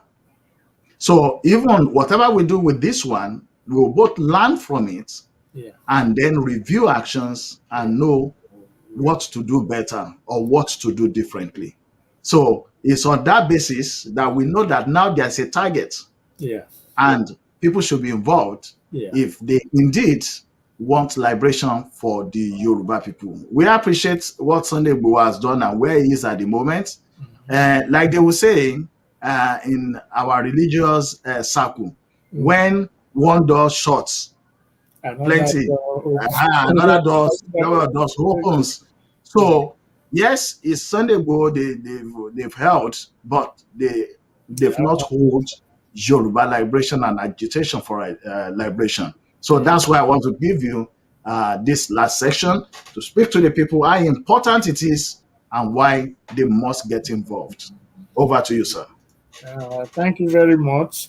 There's not much to be added to what you have said, except to reiterate the fact that, like you said, when one door shuts and other doors open, and what we are doing is not because Igboho was arrested or what is happening to Igboho, because we have started it even long before Igboho came on the scene. So the Yoruba referendum is not a reaction to what has happened. It's just a process in the process of everything that is happening. And that we know that we need to put our feet on the ground, every one of us. And Oshun and Ekiti provides an example. This is not the time for us to say whether we like one politician or we don't like one politician, because it is not the politician that we like or dislike that will determine the outcome of what we are doing, but the effort we put into it to force even the politician that we dislike to agree to what we are doing. So the referendum provides the platform for that, and it is it's not discriminatory against any political party. It's just that, look, you these people who are in office, and you can do this thing, and you must do it. You that is contesting for office, this is what we want. Yes, because there's nothing any governorship aspirant will say today that has not been said 4 years ago, or even beyond that. So they say the same things every time. So, but we are now saying this is the time for us to put it on ground. This is what we want, and they must respond to it. If they don't want to respond to it, then it is our responsibility to do whatever we want to do at that point. But at least let us start that process. Put it before them by ourselves. When they come with their manifesto or whatever, we counterpose it with our own manifesto. Our own manifesto is very simple. We need a Yoruba referendum to be conducted by this and this and this. The bill is there, pass it into law, and that is it. It's as simple as that. And all other things will flow from there. Like the host said, we learn from whatever it is that we do. We learn from mistakes. There are things we should have listened to, we didn't listen to. There are issues we should have addressed that we didn't address. There are issues that are coming up that will also further enlighten us and deepen our relationships, both with each other and with the kind of thing we are fighting about.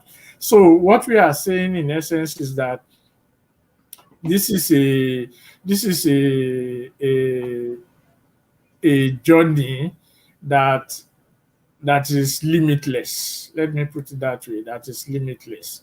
And if they think they have shut a door, then they have another thing coming, as they say in America, that no one can shut a door to freedom.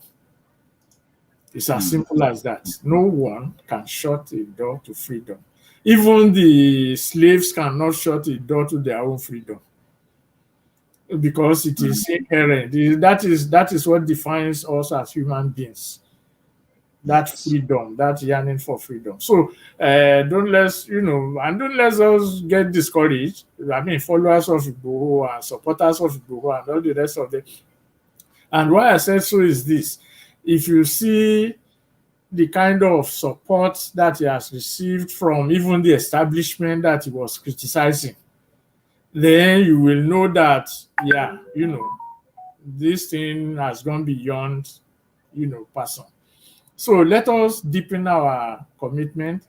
Let us deepen our consciousness. Let us deepen our understanding, and let us deepen our ability to contribute towards this solution. So what I will say is, I'm not campaigning for election in Osun or Ekiti.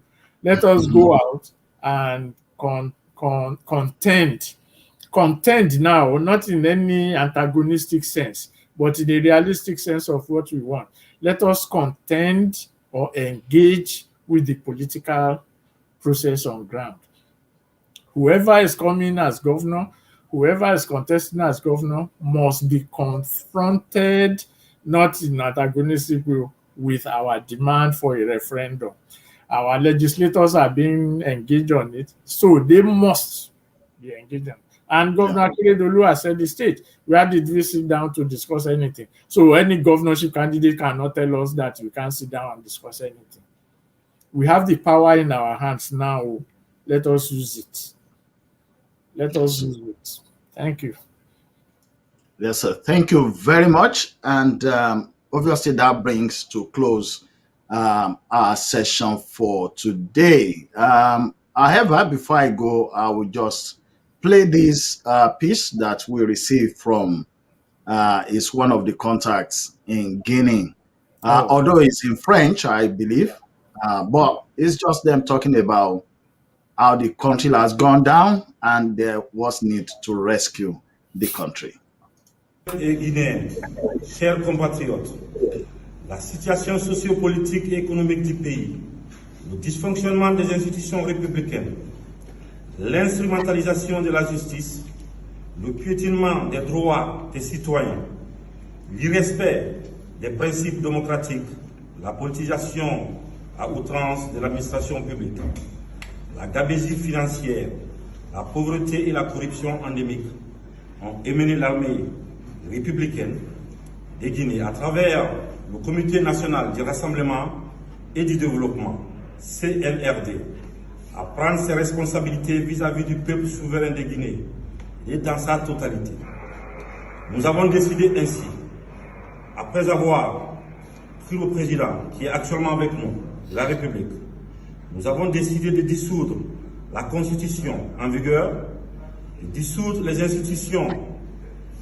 Nous avons décidé aussi de dissoudre le gouvernement, de la fermeture des frontières terrestres et aériennes.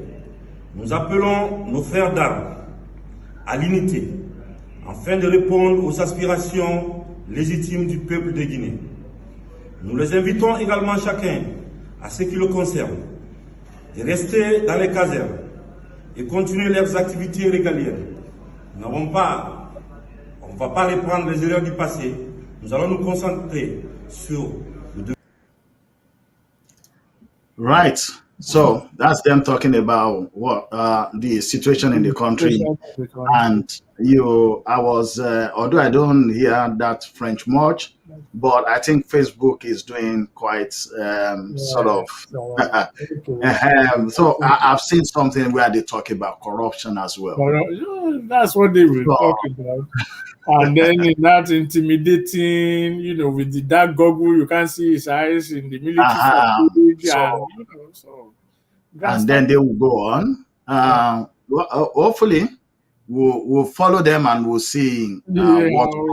Yeah. I mean, Zambia, they are kicking off quite very well with the new president, but it's early days as well. Yeah. But we're hoping with his statement and also making one of the his jailer, the person that was kind of bringing that person in. So hopefully, we're hoping that we might have another Kagame, maybe a better Kagame. Yeah. In Zambia, and we can just keep moving on like that. So thank you very much for your time today, sir.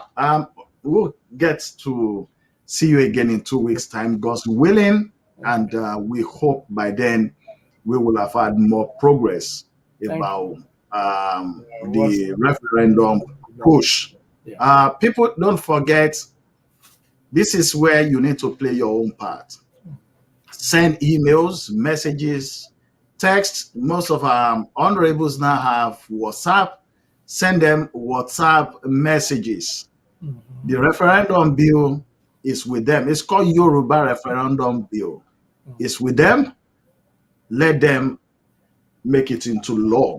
That's just only the thing you are asking. And it's good that you should ask now before they come to you to ask for vote. So if you ask for them first, if they don't want to do it, they won't come to you to ask for vote. They will run away. So it's better you send this to them now, and they will know that from a constituency, this is what my people are asking for. So if when they are coming to you, they will be prepared to answer that question because they know you've sent a sort of a demand to them. So let's not wait for them, as usual, for them to come to us and tell us, yes, we will do this for you. We will do this for you. But before that time, let's send it to them. From your constituency, there's a referendum bill in the House where you are as our representative. I want you to support that bill into law. That's the way democracy is played, even here in the Western world. So once again, thank you very much, sir. We'll see you in 2 weeks' time. Thank you very much. God bless. You are most welcome. Thank you. Ẹ̀yin èèyàn wa nílé, wọ́n ní kò sí bí a ṣe fẹ́ jẹran pẹ́ tán lẹ́nu nígbà tó bá yá, òfòàná òfófà náà ni. Àti dé the end of the program, Alagba Femi Odedeyi, wọ́n á tún wà pẹ̀lú wa ní ọ̀sẹ̀ méjì sí. Ẹ̀yin tí wọ́n bá dà ń pé fọ̀tànfọ̀tàn tá à ń sọ, kì í ṣe pé ẹ̀gbọ́n, ṣùgbọ́n bóyá kò dùn dáadáa létí yẹn, ẹ dákun ẹ má bínú. À ń pín síra wọn náà ni, tá a bá sọ èdè Gẹ̀ẹ́sì díẹ̀ fún àsìkò kan, nígbà tó bá yá a tún sọ èdè tiwantiwa kí a má bàa dá abala ilé tọ́jú, ká lè ṣe gbogbo ẹ̀pọ̀ náà ni kó lè yẹ wa. So thank you very much, our people. We will catch up with you again. Remember that we're here on Saturdays from 3 p.m. and of course on Sunday from 6 p.m. Do stay safe and we will see you then. Thank you.